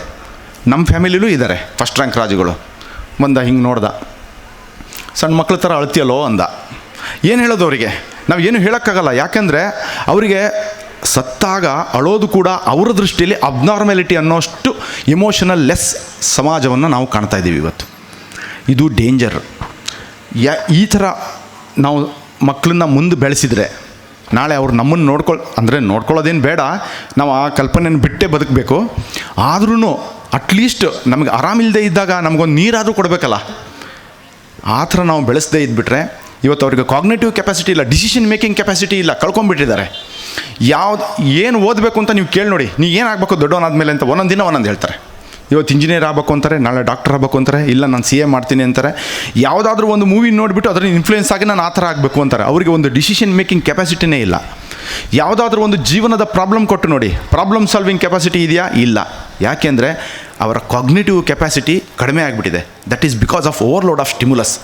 ಒಬ್ಬ ಮನುಷ್ಯ ಅವನ ಕೆಪಾಸಿಟಿ ಇದೆ ಬ್ರೈನ್ಗೆ, ಆ ಬ್ರೈನಲ್ಲಿ ಅಷ್ಟನ್ನು ಮಾತ್ರವನ್ನು ಸ್ಟಿಮ್ಯುಲಸನ್ನು ಸ್ವೀಕಾರ ಮಾಡಿ ಅದಕ್ಕೆ ಪ್ರತಿಸ್ಪಂದನೆಯನ್ನು ಮಾಡ್ತಾನೆ. ನೀವು ಓವರ್ಲೋಡ್ ಮಾಡಿ ಮಾಡಿ ಮಾಡಿ ಮಾಡಿ ಅವ್ರನ್ನ ಏನು ಮಾಡಿದ್ದೀರಾ, ಯಾವುದಕ್ಕೂ ಸ್ಪಂದನೆ ಮಾಡೋರ ಲೆವೆಲ್ಗೆ ತಂದಿಟ್ಟಿದ್ದೀರಾ. ಹೌದು ಅಲ್ಲೋ? ಸ್ವಲ್ಪ ಆತ್ಮವಿಮರ್ಶನೆ ಮಾಡ್ಕೊಳ್ಳಿ. ಮಕ್ಕಳ ಬೆಳವಣಿಗೆಗೆ ಇದು ಮಾರಕ. ಎಲ್ಲ ಹವ್ಯಾಸಗಳನ್ನು ಬೆಳೆಸಿ ನಮ್ಮ ಮಕ್ಕಳು ಎಲ್ಲವನ್ನು ತಿಳ್ಕೊಂಡಿರಬೇಕು. ನಿಜ, ಎಲ್ಲದರಲ್ಲೂ ಫಸ್ಟ್ ಬರೋದು ಬೇಡ. ಅವ್ರ ಫೀಲ್ಡಲ್ಲಿ ಅವರು ಫಸ್ಟ್ ಬರಲಿ. Out of the box think ಮಾಡೋದನ್ನು ಕಲಿಸ್ಕೊಳ್ಳಿ. ಅವರಿಗೆ ಪ್ರಾಬ್ಲಮ್ ಸಾಲ್ವ್ ಮಾಡೋದನ್ನು ಕಲಿಸ್ಕೊಡಿ. ಕಷ್ಟವನ್ನು ಅನುಭವಿಸೋಕ್ಕೆ ಬಿಡಿ. ಅವರು ಇಲ್ಲಿ ಮಂಡಕ್ಕಿ ಯಾರೋ ಮಾಡ್ತಾ ಇದ್ದಾರೆ ಅಂತಂದಾಗ ನಾವು ಅವ್ರನ್ನ ನೋಡಿ ಅವ್ರಿಗೆ ಹೇಳ್ಕೊಡ್ಬೇಕು, ನೋಡು ಇದು ಕಷ್ಟ, ಇದು ಜೀವನ, ಈ ಥರ ಇದೆ, ಇವರಿಗೆ ನಾವು ಸಹಾಯ ಮಾಡಬೇಕು. ಇವರು ಮುಂದೆ ದೊಡ್ಡವರು, ಅವನಿಗೇನಾದರೂ ಒಂದು ಸಂದರ್ಭ ಬಂದಾಗ ನಾನು ಅವನಿಗೆ ಸಹಾಯ ಮಾಡೋ ಥರ ಆಗಬೇಕು, ನೀನು ಆ ಥರ ಬೆಳಿಬೇಕು ಅನ್ನೋದನ್ನು ನಾವು ಹೇಳ್ಕೊಡದೇ ಇದ್ದರೆ, ಅವನ ಕಷ್ಟನೂ ನನ್ನ ಕಷ್ಟ ಅಂತ ಹೇಳ್ಕೊಡದೇ ಇದ್ದರೆ, ದಾರಿ ಮೇಲೆ ಬಿದ್ದಿರೋ ಯಾವನಿಗೊಬ್ಬನಿಗೆ ಆಕ್ಸಿಡೆಂಟ್ ಆಗಿರೋ ನೋವು ನನ್ನ ನೋವು, ಅದನ್ನು ನೀನು ಫೀಲ್ ಮಾಡ್ಕೋ ಅಂತ ನಾವು ಕಲಿಸ್ಕೊಡದೇ ಇದ್ದರೆ, ನಾಳೆ ಅವರು ನಮ್ಮನ್ನು ನೋಡ್ಕೊಳ್ಳಲ್ಲ, ಯಾರನ್ನೂ ನೋಡ್ಕೊಳ್ಳಲ್ಲ. ಒನ್ ಫೈನ್ ಡೇ ನಿಮ್ಮ ಹತ್ರ ಚೆನ್ನಾಗಿ ನಿಮ್ಮನ್ನು ಎಕ್ಸ್ಪ್ಲಾಯ್ಟ್ ಮಾಡಿ, ತಪ್ಪು ತಿಳ್ಕೊಬೇಡಿ, ಎಕ್ಸ್ಪ್ಲಾಯ್ಟ್ ಅನ್ನೋ ಪದವನ್ನು ಉಪಯೋಗಿಸ್ತಾ ಇದ್ದೀನಿ, ನಿಮ್ಮ ಹಣವನ್ನು ಉಪಯೋಗಿಸ್ಕೊಂಡು ಚಂದ ಮಾಡಿ ಹೈಯರ್ ಎಜುಕೇಷನ್ ಮುಗಿಸ್ಕೊಂಡು ಯಾವುದೋ ಒಂದು ಫಾರಿನ್ ಕಂಟ್ರಿಗೆ ನಾನು ಜಾಸ್ತಿ ಓದ್ತೀನಿ ಅಂತ ಹೋಗ್ತಾರೆ, ಅಲ್ಲಿ ಸೆಟ್ಲ್ ಆಗ್ತಾರೆ. ನೀವು ಅಪ್ಪ ಅಮ್ಮ ಈ ಹಳ್ಳಿಲಿ ಮನೇಲಿ ಕೂತ್ಕೊಂಡು ನೀವು ಅದೇ ಸೇಮ್ ಮತ್ತೆ ಭಜನೆ ಮಾಡೋದು, ಏನು ರಾಮನಾಮ ಜಪ ಮಾಡೋದು ಮಾಡ್ಸ್ಕೊತ ಕೂತ್ಕೊಳ್ಳಿ. ಅವರು ಕೆನಡಾದಲ್ಲಿ ಅಮೇರಿಕಾದಲ್ಲಿ ಫುಲ್ ಸೆಟ್ಲ್ ಆಗಿಬಿಟ್ಟು ಅವರು ರಿಟೈರ್ ಆದಮೇಲೆ ಬರ್ತಾರೆ. ಅಲ್ಲಿ ತನಕ ನಾವು ಯಾರೂ ಇರೋದಿಲ್ಲ. ನಿಮಗೆಲ್ಲರಿಗೂ ಒಂದು ಕಣ್ಣಿಗೆ ಕಾಣೋ ನಿದರ್ಶನ ಹೇಳ್ತೀನಿ. ಚಂದ್ರನಿಗೆ ಸ್ವಂತ ಬೆಳಕಿಲ್ಲ, ಹೌದಲ್ಲ? ಚಂದ್ರನಿಗೆ ಸ್ವಂತ ಬೆಳಕಿಲ್ಲ. ನಕ್ಷತ್ರಗಳಿಗೆಲ್ಲ ಸ್ವಂತ ಬೆಳಕಿದೆ, ಆದರೆ ಭೂಮಿಯಿಂದ ಭಾಳ ದೂರ ಇದೆ. ರಾತ್ರಿ ಆದರೆ ನಮಗೆ ಈ ಸ್ವಂತ ಬೆಳಕಿಲ್ದಿರೋ ಚಂದ್ರನೇ ಹೆಲ್ಪಿಗೆ ಬರಬೇಕು, ಹೌದಲ್ಲ? ಕತ್ಲು ಆದಾಗ ಬೆಳದಿಂಗಳಿಗೆ ಚಂದ್ರ ಕೊಡ್ತಾನೆ. ಅವನಿಗೆ ಬೆಳಕಿಲ್ಲದೆ ಇದ್ರೂ ಇನ್ಯಾರಿಂದನೋ ಬೆಳಕು ತೊಗೊಂಡು, ಸೂರ್ಯನಿಂದ ಬೆಳಕು ತೊಗೊಂಡು ನಮಗೆ ಬೆಳಕು ಮಾಡ್ತಾನೆ. ನಕ್ಷತ್ರಗಳಿಗೆ ಸ್ವಂತ ಬೆಳಕಿದೆ ನಿಜ, ಆದರೆ ಭಾಳ ದೂರ ಇದ್ದರೆ ಏನು ಪ್ರಯೋಜನ ಭೂಮಿಗೆ? ಸೊ ನಿಮ್ಮ ಮಕ್ಕಳು ಯೂಸ್ಲೆಸ್ ಅಂತ ತಿಳ್ಕೊಬೇಡಿ, ಅವರು ನಿಮ್ಮ ಹತ್ರ ಇಟ್ಕೊಳ್ಳಿ. ಅವರು ಈ ಸಮಾಜದಲ್ಲಿ ಕೆಲವರು ಹೇಳ್ತಾರೆ, ಇಲ್ಲಿಂದ ಫಾರಿನಿಗೆ ಹೋದವ್ರು ಹೇಳ್ತಾ ಇರ್ತಾರೆ, ಅಲ್ಲಿನ ಸಿಸ್ಟಮು, ಅಲ್ಲಿನ ಪೊಲಿಟಿಕ್ಸು, ಅಲ್ಲಿನ ಕ್ಲೀನ್ಲಿನೆಸ್ಸು ಅದೆಲ್ಲ ಈ ಇಂಡಿಯಾದಲ್ಲಿ ಬರೋಕ್ಕಾಗಲ್ಲ, ನಾವು ಅಲ್ಲಿ ಈ ಏನಂತಾರೆ ಈ ಥರ ರಾಜಕೀಯ ಹೊಲಸು ಇದರಲ್ಲಿ ನಾವು ಇರೋಕ್ಕೆ ಇಷ್ಟಪಡಲ್ಲ ಅಂತ. ಎಲ್ಲದ್ರ ಮಧ್ಯೆ ಇದ್ದೇ ಬದುಕಬೇಕು ನಾವು. ಇಲ್ಲಿ ಏನಿದೆ ಈ ವ್ಯವಸ್ಥೆಯನ್ನು ನನ್ನ ಕೈಲಾದಷ್ಟು ಸರಿಪಡಿಸೋಕ್ಕೆ ಪ್ರಯತ್ನ ಪಡಬೇಕು, ಬಿಟ್ಟರೆ ಇದು ಯಾವುದು ಚೆನ್ನಾಗಿಲ್ಲ ಅಂತ ಓಡೋಗೋದಲ್ಲಿ ಏನು ಶೂರತ್ವ ಇದೆ? ಸೊ ನಮ್ಮ ಮಕ್ಕಳನ್ನ ನಮ್ಮ ಹತ್ರ ಇಟ್ಕೊಂಡು ನಮ್ಮ ಸುತ್ತೂ ಇರೋ ಹಾಗೆ ಮಾಡಿ ನಮ್ಮ ಸಮಾಜಕ್ಕೆ ಸ್ಪಂದನೆ ಮಾಡೋ ಹಾಗೆ ಮಾಡಬೇಕು ಅನ್ನೋದು ನನ್ನ ಅಂದರೆ ಆಂತರಿಕವಾದ ಕಳಕಳಿ. ನಾನು ಅದೇ ಥರ ಎಲ್ಲಿ ಹೋದರೂ ಮಕ್ಕಳಿಗೆ ಹೇಳ್ತೀನಿ, ದಯವಿಟ್ಟು ನೀವು ಈ ಸಮಾಜಕ್ಕೆ ಸ್ಪಂದನೆಯಾಗೋ ಥರ ನಿಮ್ಮ ಅಕ್ಕಪಕ್ಕದವರ ನೋವು, ನೀವೇನು ದೇಶ ಉದ್ಧಾರ ಮಾಡೋದು ಬೇಡ, ನಿಮ್ಮ ಅಕ್ಕಪಕ್ಕದವರ ನಲಿವಿಗೆ ಸ್ಪಂದನೆ ಮಾಡುವಂಥ ಗುಣವನ್ನು ಬೆಳೆಸ್ಕೊಳ್ಳಿ. ಇದರಿಂದ ನಿಮಗೆ ಒಳ್ಳೆಯದಾಗುತ್ತೆ. ಇದು ಮೊದಲನೇ ಪಾರ್ಟು. ಸೆಕೆಂಡ್ ಪಾರ್ಟು, ನನಗೆ ಭಾಳಷ್ಟು ಜನ ಸ್ಕೂಲಿಗೆಲ್ಲ ಫಂಕ್ಷನಿಗೆ ಹೋದಾಗ ನಮ್ಮ ಟೀಚರ್ಸ್ ಪೇರೆಂಟ್ಸ್ ಹೇಳ್ತಾ ಇರ್ತಾರೆ, ನಮ್ಮ ಮಗ ತುಂಬ ಓದ್ತಾನೆ. This is A tips for 8th and 9th SLC ಹುಡುಗರು ಆಲ್ರೆಡಿ ಈಗ in the verge of completion. ಅವರಿಗೆ ಎಕ್ಸಾಮ್ ಮುಂದೆ ಇದೆ, ಕಣ್ಣು ಮುಂದೆ ಇದೆ. ಮಾರ್ಚ್ 18ಕ್ಕೇನೋ ಎಕ್ಸಾಮ್ ಅಲ್ವಾ SLCಗೆ? ಪ್ರಿಪ್ರೇಟರಿ 5ನೇ ತಾರೀಕಿಂದ ಅಲ್ವಾ? ಸೊ ಅವರು ಆಲ್ರೆಡಿ ಹೊರಟಿಗೆ ಕಾಲು ಇಟ್ಟುಬಿಟ್ಟಿದ್ದಾರೆ. 8th 9th ಸ್ವಲ್ಪ ಪ್ರಿಪರೇಷನ್ ಆಗಬೇಕು. ಸೊ ನಮ್ಮ ಪೇರೆಂಟ್ಸ್ ಭಾಳ ಜನ ಕೇಳ್ತಾ ಇರ್ತಾರೆ, ನಮ್ಮ ಮಕ್ಕಳು ಇಡೀ ದಿನ ಓದ್ತಾರೆ, ಪಾಪ ಕಷ್ಟಪಟ್ಟು ಓದ್ತಾರೆ, ಮಾರ್ಕ್ಸೇ ಬರಲ್ಲ ರೀ ಪಾಪ, ಅವ್ನು ಎಷ್ಟು ಕಷ್ಟಪಟ್ಟು ಓದಿದ್ರು 24 hours ಓದ್ತಿರ್ತಾನೆ, ಏನು ಕಷ್ಟಪಟ್ಟು ಓದಿದ್ರು ಮಾರ್ಕ್ಸ್ ಬರಲ್ಲ ಪಾಪ, ಏನೋ ಅವನ ಅದೃಷ್ಟನೇ ಚೆನ್ನಾಗಿಲ್ಲ ಅಂತ. ಒಂದು ವಿಚಾರ ನೆನಪಿಡಿ, ಏನೇ ಕೆಲಸ ಮಾಡಬೇಕಾದ್ರೆ ಒಂದು ಶಿಸ್ತು ಬೇಕು. ಈಗ ಈ ಶಾಲೆ ಇದೇ ಸ್ಟೇಜ್ನಲ್ಲಿ ಒಂದು ಕಾರ್ಯಕ್ರಮ ನೋಡಿದ್ರಿ, 4 ಜನ ಟೀಚರ್ಸ್ಗಳು ಆಲ್ರೆಡಿ ಕೂತಿದ್ದಾರೆ ಪ್ರೋಗ್ರಾಮ್ ಕಂಡಕ್ಟ್ ಮಾಡಲಿಕ್ಕೆ. ಮೇಲ್ಗಡೆ ಒಂದು ಸ್ಟೇಜಲ್ಲಿ 4 ಜನ ಇದ್ದಾರೆ. ಮ್ಯೂಸಿಷಿಯನ್ ನಾವು ಬರೋಕ್ಕೆ ಮುಂಚೆನೇ ತಬಲಾ ಹಾರ್ಮೋನಿಯಮು ಸೆಟ್ ಮಾಡಿಟ್ಟಿದ್ದಾರೆ. ಆ್ಯಂಕರಿಂಗ್ ಮಾಡೋಕ್ಕೆ ಒಂದು 4 ಜನ ಕೂತಿದ್ದಾರೆ. ಹೂ ತಂದ್ಕೊಡೋಕೆ ಒಬ್ಬರು ಕೂತಿದ್ದಾರೆ. ಇದು ಡಿಸಿಪ್ಲಿನ್. ಈ ಡಿಸಿಪ್ಲಿನ್ ಇಲ್ಲದೆ ಹೋದರೆ ಪ್ರೋಗ್ರಾಮ್ ಹೆಂಗಿದ್ರೂ ನಡೀತದೆ, ಆದರೆ ಹೇಗೆ ನಡಿಬೇಕೋ ಹಾಗೆ ನಡೆಯಲ್ಲ. ಡಿಸಿಪ್ಲಿನ್ ಅನ್ನೋದು, ಪ್ಲ್ಯಾನಿಂಗ್ ಅನ್ನೋದು ಪ್ರತಿಯೊಂದು ಹಂತದಲ್ಲಿ ಬೇಕು. ಅದು ಓದಬೇಕಾದ್ರೂ ಬೇಕು, ಮುಗಿದು ಕೆಲಸಕ್ಕೆ ಸೇರಿದಾಗಲೂ ಬೇಕು, ಜೀವನದಲ್ಲಿ ಅಂದರೆ ನಮ್ಮ ಫ್ಯಾಮಿಲಿ ಲೈಫ್ ಲೀಡ್ ಮಾಡಬೇಕಾದ್ರೂ ಈ ಡಿಸಿಪ್ಲಿನ್ ಬೇಕು. ಡಿಸಿಪ್ಲಿನ್ ಇಲ್ಲದೆ ಏನೂ ಆಗೋದಿಲ್ಲ. ನಿಮ್ಮ ಹತ್ರ ಒಂದು ಬಂಡೆ ಇದೆ, ಒಂದು ಮಗು ಅಂದರೆ ಒಂದು ಬಂಡೆ ಅಂತ ತಿಳ್ಕೊಳ್ಳಿ. ಆ ಬಂಡೆಗೆ ಒಂದು ಮೂರ್ತಿ ಮಾಡಬೇಕು. ನೀವು ನಿಮ್ಮ ಮಕ್ಕಳ ಕೈಯಲ್ಲಿ ಒಂದು ಚಾಣ ಕೊಟ್ಟಿದ್ದೀರಿ, ಸುತ್ತಿಗೆ ಕೊಟ್ಟಿದ್ದೀರಿ, ಕೆತ್ತು ಅಂತ ಹೇಳಿದಿರಿ. ಅವ ಹಾಕಿ ಬಡ ಬಡ ಬಡ ಸುತ್ತಿಗೆಯಿಂದ ಹೊಡಿತಾ ಇದ್ದಾನೆ, ಮೂರ್ತಿ ಆಗುತ್ತಾ? ಅದಕ್ಕೊಂದು ಪ್ಲ್ಯಾನಿಂಗ್ ಬೇಕು. ಎಷ್ಟು ಕಲ್ಲನ್ನು ಯಾವ ಭಾಗದಿಂದ ತೆಗಿಬೇಕು, ಎಲ್ಲಿ ಚಾಣ ಉಪಯೋಗಿಸ್ಬೇಕು, ಎಲ್ಲಿ ಚಿಸೆಲ್ ಉಪಯೋಗಿಸ್ಬೇಕು, ಎಲ್ಲಿ ತೆಳುವಾದ ಉಳಿ ಉಪಯೋಗಿಸ್ಬೇಕು, ಇದೆಲ್ಲ ಗೊತ್ತಿದ್ದು ನೀಟಾಗಿ ಕೆತ್ತಿದ್ರೆ ಮಾತ್ರ ಅದು ಶಿಲೆ ಆಗುತ್ತೆ. ಅದರ್ವೈಸ್ ಕಲ್ಲು ಕರಗಿ ಹೋಗುತ್ತೆ ಬಿಟ್ಟರೆ ಅದು ಶಿಲೆ ಆಗೋದಿಲ್ಲ. ಓದ್ತಾ 24 ಅವರ್ಸ್ ಓದ್ತಾರೆ, ರಿಸಲ್ಟ್ ಬರೋದಿಲ್ಲ. ಯಾಕೆಂದರೆ ಓದೋದು ಕೂಡ ಒಂದು ಟೆಕ್ನಿಕ್. ಎಷ್ಟು ಜನಕ್ಕೆ ರೀಡಿಂಗ್ ಸ್ಟ್ರಾಟಜೀಸ್, ರೀಡಿಂಗ್ ಟೆಕ್ನಿಕ್ಸ್ ಅಥವಾ how to improve your memory ಅದ್ರ ಬಗ್ಗೆ ಮಾಹಿತಿ ಇದೆ? SLC ಮಕ್ಕಳು ಅಥವಾ 9th ಮಕ್ಕಳು ಕೈ ಎತ್ತಿ. ಟೀಚಿಂಗ್ ಸ್ಕಿಲ್ಸ್ ಅನ್ನೋದು ಒಂದು ಇದೆ, ಆ ವಿಷಯ ತಿಳ್ಕೊಳ್ಳೋದು ಬೇಡ, ಅಂಥದ್ದೊಂದು ವಿಷಯ ಇದೆ ಅನ್ನೋದು ಎಷ್ಟು ಜನಕ್ಕೆ ಗೊತ್ತಿದೆ? ಓದೋದು ಒಂದು ಕಲೆ ಅನ್ನೋದು ಎಷ್ಟು ಜನಕ್ಕೆ ಗೊತ್ತಿದೆ? ದಯವಿಟ್ಟು ಕೈ ಎತ್ತಿ. ಮಕ್ಕಳು ಗೊತ್ತಿಲ್ಲ. ಇದ್ರ ಬಗ್ಗೆ ಟ್ರೈನಿಂಗ್ಗಳು ನಡೀತದೆ. ಬೇರೆ ಬೇರೆ ರಿಸೋರ್ಸ್ ಪರ್ಸನ್ಗಳು ಮಕ್ಕಳ ಮೆಮೊರಿಯನ್ನು ಇಂಪ್ರೂವ್ ಮಾಡೋದು ಹೇಗೆ, ಓದುವುದು ಹೇಗೆ, ಓದುವ ಕಲೆ ಹೇಗೆ ಅನ್ನೋದನ್ನು ನೆನ್ಪಿಟ್ಕೋತಾರೆ. ಅದನ್ನು ಟ್ರೈನಿಂಗ್ ಮಾಡೋದಕ್ಕೋಸ್ಕರ ಒಂದು ರಿಸೋರ್ಸ್ ಪರ್ಸನ್ಗಳಿದ್ದಾರೆ, ಅವರೆಲ್ಲ ಬಂದು ಟ್ರೈನಿಂಗ್ ಮಾಡ್ತಾರೆ. ನಾನು ಇದೇ ಸಂದರ್ಭದಲ್ಲಿ ನಮ್ಮ ಮ್ಯಾನೇಜ್ಮೆಂಟ್ಗೂ ಒಂದು ಸಜೆಷನ್ ಅಲ್ಲ, ಅದು ಇಟ್ಸ್ ಎ ರಿಕ್ವೆಸ್ಟು. 8-9ನೇ ಕ್ಲಾಸಿನ ಮಕ್ಕಳು ಜೂನ್ ಪ್ರಾರಂಭದಲ್ಲಿ ಅಂಥದ್ದು ಒಂದು ಏನಂತಾರೆ ಇಂಡಕ್ಷನ್ ಪ್ರೋಗ್ರಾಮನ್ನು ಮಾಡಿ ದಯವಿಟ್ಟು ಅವರಿಗೆ 8-9ರಲ್ಲಿ ಇರಬೇಕಾದ್ರೆ ಇಂಥದ್ದೊಂದು ಟ್ರೈನಿಂಗ್ ಕೊಡಿಸ್ಬಿಡಿ. ನನ್ನ ಗಮನದಲ್ಲಿ ಇರುವಂಥ ಯಾರಾದರೂ ರಿಸೋರ್ಸ್ ಪರ್ಸನ್ ಇದ್ದಾರೆ ಅಥವಾ ಅವ್ರೇನಾದ್ರು ಆ ಸಂದರ್ಭದಲ್ಲಿ ಫ್ರೀ ಇದ್ದರೆ ನಾನೇ ಕರ್ಕೊಂಬರ್ತೀನಿ. ಒಂದು ವೇಳೆ ನಾನು ಕರ್ಕೊಂಬರೋಕ್ಕಾಗಿಲ್ಲ ಅಂದರೆ ನಾನು ಸಜೆಸ್ಟ್ ಆದರೂ ಮಾಡ್ತೀನಿ. ದಯವಿಟ್ಟು ಅಂಥದ್ದೊಂದು ಟ್ರೈನಿಂಗ್ ಪ್ರೋಗ್ರಾಮನ್ನು ಮಕ್ಕಳಿಗೆ ಕೊಡಿ. ಯಾಕಂದರೆ ಓದೋದು ನಿಜ, ಅಷ್ಟೇ ಹೊತ್ತು 10 ತಾಸು ಒಂದು ದಿನಕ್ಕೆ 8 ತಾಸು ಓದಿದ್ರೂ that is equal to 1 hour of reading by some other fellow, a trained fellow. ಅಂದರೆ ನಿಮಗೆ ಅಷ್ಟು ಹೊತ್ತು ಉಳಿತು ಮತ್ತು ಅಷ್ಟು ಶ್ರಮ ಉಳಿತು, ಅಷ್ಟು ಅವರ ಬೌದ್ಧಿಕ ಸಾಮರ್ಥ್ಯ ಇಂಪ್ರೂವ್ ಆಗುತ್ತೆ. ಓದಬೇಕಾದ್ರೆ ಜೋರಾಗಿ ಊರಿಗೆಲ್ಲ ಕೇಳೋ ಹಾಗೆ, ಮನೆ ಮಂದಿಗೆಲ್ಲ ಕೇಳೋ ಹಾಗೆ ಓದೋರು ಎಷ್ಟು ಜನ ಇದ್ದೀರಾ? ಜೋರಾಗಿ ಬಾಯಿ ಬಿಟ್ಟು ಓದೋರು ಕೈ ಎತ್ತಿ. ಬಾಯಿ ಬಿಟ್ಟು ಓದ್ತೀನಿ, ನಾನು ಜೋರಾಗಿ ಓದ್ತೀನಿ. ಮನೇಲಿ ಅಮ್ಮಂಗೆ ಕೇಳಬೇಕು, ಅಮ್ಮ ಅಡುಗೆ ಮನೇಲಿ ಇರ್ತಾರೆ, ನಾನು TV ರೂಮ್ನಲ್ಲಿ ಕೂತ್ಕೊಂಡು ಅಥವಾ ನಾನು ಸ್ಟಡಿ ರೂಮ್ನಲ್ಲಿ ಕೂತ್ಕೊಂಡು ಓದ್ತಾ ಇದ್ದೀನಿ. ಬಾಯಿ ಬಿಟ್ಟು ಓದೋರು ನಾಚ್ಕೋಬೇಡಿ, ನಿಮ್ಗೆ ಯಾರು ಏನೂ ಹೇಳೋದಿಲ್ಲ. ಕೈ ಎತ್ತಿ, ಯಾವ್ದು ಸರಿ ಯಾವ್ದು ತಪ್ಪು ಇಲ್ಲ ಆಮೇಲೆ ನೋಡೋಣ. ಕೈ ಎತ್ತಿ. ಎಷ್ಟು ಜನ ಜೋರಾಗಿ ಓದ್ಕೋತೀರಾ? ಜೋರಾಗಿ, ವೆರಿ ಗುಡ್. ಮತ್ತೆ ಯಾರಿದ್ದೀರಾ ಜೋರಾಗಿ ಓದೋರು? ಗುಡ್, ಕೈ ಇಳಿಸಿಪ್ಪ. ಈಗ ಮನಸ್ಸಿನಲ್ಲೇ ಓದ್ಕೊಳ್ಳೋರು, ಯಾರಿಗೂ ಅಕ್ಕಪಕ್ಕದವನಿಗೂ ಸುದ್ದಿ ಬರಲ್ಲ, ನಾನು ಏನು ಓದ್ತಾ ಇದ್ದೀನಿ ಅನ್ನೋದು ಗೊತ್ತಾಗಲ್ಲ, ಸುಮ್ಮನೆ ಕಣ್ಣು ಮುಚ್ಕೊಂಡು ಹಿಂಗೆ ಓದ್ತಾ ಹೋಗೋದು. ಎಷ್ಟು ಜನ ಇದ್ದೀರಾ ಮನಸ್ಸಿನಲ್ಲೇ ಓದ್ಕೊಳ್ಳೋರು? ಮನಸ್ಸಿನಲ್ಲಿ ಓದ್ಕೊಳ್ಳೋರು ಎಷ್ಟು ಜನ? ಅಲ್ಲ, ಮತ್ತು ಉಳಿದವರೆಲ್ಲ ಹೆಂಗೆ ಓದ್ತೀರಿ ನೀವು? ಹಂಗಾರ ಓದ್ಬೇಕು, ಇಲ್ಲ ಹಿಂಗಾರ ಓದಬೇಕು. ಇನ್ನು ಹೆಂಗೆ ಓದ್ತೀರಾ? 2 ಥರದಲ್ಲೂ ಓದಲ್ಲ ನೀವು. ಕೈ ಎತ್ತರಪ್ಪ ಪುಣ್ಯಾತ್ಮರ. ಇಲ್ಲ ಜೋರಾಗಿ ಓದಬೇಕು, ಇಲ್ಲ ಮನಸ್ಸಿನಾಗ ಓದಬೇಕು. 2 ಓದಲ್ಲ ಅಂದರೆ ಹೆಂಗೆ ಓದ್ತೀರಾ ನೀವು?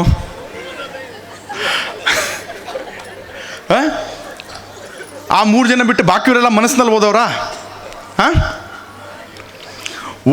ಸರಿ ಆಯ್ತಪ್ಪ, ಆಯಿತು. ಉಳಿದವರೆಲ್ಲ ಮನಸ್ಸಿನಲ್ಲಿ ಓದೋರು ಅಂತ ತಿಳ್ಕೊತೀನಿ. ಕರೆಕ್ಟಾ ಅತುಲ್ ಮ್ಯಾಮ್? ಯಾವ ರೀತಿಯಲ್ಲಿ ಓದೋದು ಸರಿ ಅಂತ ನಿಮಗೆ ಅನ್ಸುತ್ತೆ? ಫಸ್ಟ್ ಪೇರೆಂಟ್ಸಿಗೆ ಕೇಳ್ತಿದ್ದೀನಿ. ಈಗ ಜೋರಾಗಿ ಓದೋದು ಸರಿನೋ, ಜೋರಾಗಿ ಓದೋದು ಸರಿ ಅನ್ನೋರು ದಯವಿಟ್ಟು ಕೈ ಎತ್ತಿ. ಇದು ಜಸ್ಟ್ ಫಾರ್ ನನ್ನ ಮಾಹಿತಿಗೋಸ್ಕರ. ಜೋರಾಗಿ ಓದೋದು ಸರಿ, ಎಲ್ಲರಿಗೂ ಕೇಳೋ ಹಾಗೆ.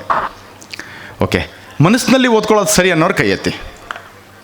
ಹಾಂ, ಇದಕ್ಕೆ ಸ್ವಲ್ಪ ಜಾಸ್ತಿ ಜನ ಇದ್ದಾರೆ.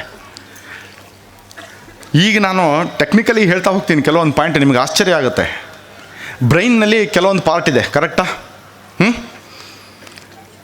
ಆ ಪಾರ್ಟ್ಗಳಲ್ಲಿ ಕೆಲವೊಂದು ಈಗ ನಾವು ಏನು ನೋಡ್ತೀವಲ್ಲ, ಮಕ್ಕಳಿಗೆಲ್ಲ ಅರ್ಥ ಆಗ್ತಿದೆಯಾ? ಎಲ್ಲ ಗಮನಿಸಿ ಕೇಳ್ತಾ ಇದ್ದೀರಾ? 8, 9, 10ನೇ ಕ್ಲಾಸಿನ ಮಕ್ಕಳಿಗೆ ಮುಂದಿನ ಫಸ್ಟ್ PUC ಸೆಕೆಂಡ್ PUCಗೆ ಹೆಲ್ಪ್ ಆಗುತ್ತೆ. ನೀವು ಆ ದೃಷ್ಟಿಯಲ್ಲಿ ಕೇಳ್ಕೊಳ್ಳಿ. 8, 9ನೇ ಕ್ಲಾಸು ಮತ್ತು ಪೇರೆಂಟ್ಸು ಈಗ ನೋಡೋದನ್ನು, ಅದಕ್ಕೆ ವಿಷನರಿ ಅಂತ ಹೇಳ್ತೀವಿ. ಅದನ್ನು ಅರ್ಥ ಮಾಡ್ಕೊಳ್ಳೋವಂಥ ಬ್ರೈನ್ನ ಪಾರ್ಟು ಒಂದಿಷ್ಟಿದೆ. ಅದೆಲ್ಲ ಟೆಕ್ನಿಕಲಿ ನನಗೆ ಗೊತ್ತಿಲ್ಲ, because I am not A medical professional. ಒಟ್ಟು ಒಂದು ಪಾರ್ಟ್ ಇದೆ ಅನ್ನೋದು ಗೊತ್ತು ತಲೆಯಲ್ಲಿ. ಕೆಲವೊಂದನ್ನು ಈ ಕಿವಿಯಿಂದ ಕೇಳ್ತೀವಲ್ಲ, ಆ ಕೇಳಿದ್ದನ್ನು ಅರ್ಥ ಮಾಡ್ಕೊಳ್ಳೋದು ಒಂದು ಪಾರ್ಟ್ ಇದೆ. ಮೋಟರ್ ಸೆನ್ಸಸ್ ಅಂದರೆ ನಾನು ಯಾವುದನ್ನು ಈಗ ಕೈ ಬೆರಳುಗಳನ್ನು ಹೀಗೆ ಮಾಡ್ತೀನಿ, ಕೈ ಎತ್ತೀನಿ, ಕೈ ಇಳಿಸ್ತೀನಿ, ಇದನ್ನೆಲ್ಲ ಕಂಟ್ರೋಲ್ ಮಾಡುವಂತಹ ಅಥವಾ ಈ ಥರದನ್ನೆಲ್ಲ ಅರ್ಥ ಮಾಡ್ಕೊಳ್ಳುವಂಥ ಪಾರ್ಟ್ ಒಂದಿದೆ ಬ್ರೈನ್ನಲ್ಲಿ. ಈಗ ನಾವು ಸೈಲೆಂಟಾಗಿ ಓದ್ತಾ ಇರ್ತೀರಲ್ಲ, ಅಂದರೆ ಬಾಯಿ ಮುಚ್ಕೊಂಡಿರ್ತೀರಿ, ಏನೂ ಇಲ್ಲ, ಸುಮ್ಮನೆ ಸೈಲೆಂಟಾಗಿ ಹಿಂಗೆ ಪಾಠ ತೆಗೆದು ಹಿಂಗೆ ಓದ್ತಾ ಹೋಗ್ತೀರಿ ಅಲ್ವಾ? ಈಗ ಓದಿದಾಗ ನಮ್ಮ ದೇಹದ ಯಾವ ಭಾಗ ಆ್ಯಕ್ಟಿವ್ ಇರುತ್ತೆ? ಯಾವ ಒಂದು ಭಾಗ ಆ್ಯಕ್ಟಿವ್ ಇರುತ್ತೆ? ಮಾತಾಡಿ. ಯಾವ ಭಾಗ ಆ್ಯಕ್ಟಿವ್ ಇರುತ್ತೆ? ಕಣ್ಣು. ಸೊ ನಿಮ್ಮ ಬ್ರೈನಿನ ಕಣ್ಣಿನಿಂದ ಸಂವೇದನೆ ಬಂದು ಅರ್ಥ ಮಾಡ್ಕೊಳತ್ತಲ್ಲ, ಆ ಭಾಗ ಮಾತ್ರ ಆ್ಯಕ್ಟಿವ್ ಆಗುತ್ತೆ. ಕರೆಕ್ಟಾ? ಹಾಂ, ಶಾಲೆಯಲ್ಲಿ ಟೀಚರ್ ಪಾಠ ಮಾಡ್ತಾ ಇರ್ತಾರೆ, ಆವಾಗ ನೀವು ಪುಸ್ತಕ ಎಲ್ಲ ಮುಚ್ಚಿಡಿ, ನಾನು ಪಾಠ ಮಾಡೋದೆಲ್ಲ ಗಮನವಿಟ್ಟು ಕೇಳಿ ಅಂತ ಹೇಳ್ತಾರೆ. ಹೌದಾ? ಆವಾಗ ನೀವು ಕೇಳ್ತಾ ಕೇಳ್ತಾ ಆ ಪಾಠನ ಅರ್ಥ ಮಾಡ್ಕೋತೀರಿ. ಆವಾಗ ನಿಮ್ಮ ದೇಹದ ಯಾವ ಭಾಗ ಆ್ಯಕ್ಟಿವ್ ಇರುತ್ತೆ? ಈ ಹುಡುಗರು ಏನೂ ಮಾತಾಡ್ತಿಲ್ಲಲ್ಲ. SLC ಅವರಾ ನೀವು? ಹಾಂ,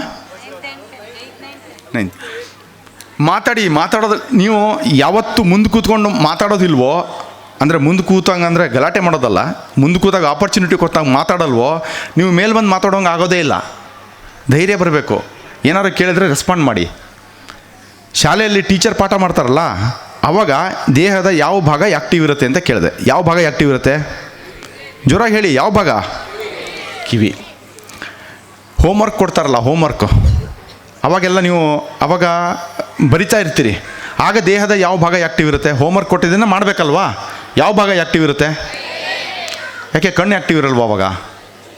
ನೋಡಲ್ವೇನ್ರೋ? ನೋಡ್ಕೊಂಡು ಬರಿಬೇಕು ತಾನೆ, ಕಣ್ಣು ಮುಚ್ಕೊಂಡು ಬರಿತೀರಾ? ಮತ್ತು ಯಾವ ಭಾಗ ಆ್ಯಕ್ಟಿವ್ ಆಗುತ್ತೆ? ಹಾಂ, ಕಣ್ಣು ಮತ್ತು ಕೈ. ಈಗ ನಾನೊಂದು ಕುತೂಹಲಕಾರಿ ವಿಷಯ ಹೇಳ್ತೀನಿ ನಿಮಗೆ. ನೀವು ಎಲ್ಲ ಶಾಲೆಯಲ್ಲಿ ಪಾಠ ಮಾಡ್ತಾರೆ, ಕೇಳ್ತೀರಿ, ಅಥವಾ ಮನೇಲಿ ಕೂತ್ಕೊಂಡು ಓದ್ತೀರಿ. ಇದು ಎಷ್ಟು ದಿನ ನಿಮ್ಮ ತಲೆಯಲ್ಲಿರುತ್ತೆ?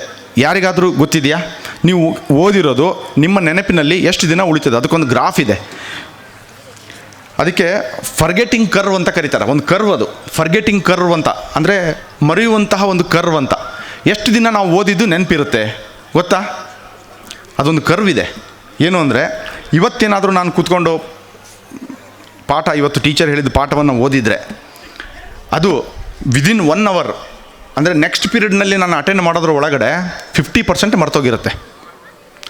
24 hours ಒಳಗಡೆ 70% ಮರ್ತೋಗುತ್ತೆ. ಅಂದರೆ ಒಂದು ದಿನದ ಒಳಗಡೆ, ಇವತ್ತು ಟೀಚರ್ ಪಾಠ ಮಾಡಿದರೆ ನಾನು ಮನೆಗೆ ಹೋಗಿ ಓದಿದ್ದೀನಿ, ನಾಳೆ ಸಂಜೆ ಆಗೋದ್ರೊಳಗಡೆ 70% ನಿಮಗೆ ಮರ್ತೋಗುತ್ತೆ. ಒಂದು ವೀಕ್ ಆಗೋದ್ರೊಳಗಡೆ 90% ಮರ್ತೋಗುತ್ತೆ. ಇದು ಯಾವುದನ್ನು ನಾನು ಹೇಳ್ತಿಲ್ಲ, ನೀವೆಲ್ಲರೂ ಇದನ್ನು ಫರ್ಗೆಟಿಂಗ್ ಕರ್ವ್ ಅಂತ ಹಾಕಿ ಗೂಗಲ್ ಮಾಡಿ. ಇವೆಲ್ಲ ಇನ್ಫಾರ್ಮೇಷನ್ ಸೈಕಾಲಜಿಯಲ್ಲಿ ಇರೋವಂಥದ್ದು. ನಿಮ್ಮ ಅನುಕೂಲಕ್ಕೋಸ್ಕರ ನಾನು ಹುಡ್ಕೊಂಡು ಬಂದು ಹೇಳ್ತಾ ಇದ್ದೀನಿ ಅಷ್ಟೇ, ನಾನಾಗಿ ಏನೂ ಹೇಳ್ತಾ ಇಲ್ಲ. ಇವೆಲ್ಲ ಪ್ರೂವನ್, ಇವೆಲ್ಲ ವಿದ್ಯಾರ್ಥಿಗಳ ಮೇಲೆ ಸಂಶೋಧನೆ ಮಾಡಿ ತಿಳ್ಕೊಂಡಿರೋವಂಥದ್ದು. 1 ತಿಂಗಳಾದ ಮೇಲೆ ನೀವು ಏನು ಓದಿರ್ತಿರಲ್ಲ ಅದರದ್ದು 5% ಮಾತ್ರ ನಿಮಗೆ ನೆನಪಿರೋದು. ಅಂದರೆ ಮೇಲೆ ಯಾವುದೋ ಒಂದು ಚಾಪ್ಟ್ರು, ಯಾವುದೋ ಟೀಚರ್ ಏನೋ ಹೇಳಿದ್ರಪ್ಪ, ಹೌದು ಇದು ಎಲ್ಲ ಕೇಳಿದ್ದೀನಿ, ಇಷ್ಟು ಮಾತ್ರ ನೆನಪಿರುತ್ತೆ ಹೊರತು ಅದರ ಕೋರ್ ಅವ್ರು ಏನು ಹೇಳಿದ್ದಾರೆ ಅನ್ನೋದು ನೆನಪಿರೋದೇ ಇಲ್ಲ. ನೀವು ಈ ಓದಿರೋದನ್ನು ನೆನಪಲ್ಲಿ ಇಟ್ಕೋಬೇಕು ಅಂದರೆ ಏನು ಮಾಡಬೇಕು? ಈಗ ನೆನಪಿನ ಶಕ್ತಿಯನ್ನು ಜಾಸ್ತಿ ಮಾಡ್ಕೋಬೇಕು. ನಾನು ಅದಕ್ಕೆ ಫಸ್ಟಿಗೆ ಕೇಳಿದೆ ನಿಮಗೆ, ಯಾವ ಥರ ಓದ್ತೀರಾ ಅಂತ. ಓದೋದಕ್ಕೆ ಒಂದು ಟೆಕ್ನಿಕ್ ಇದೆ.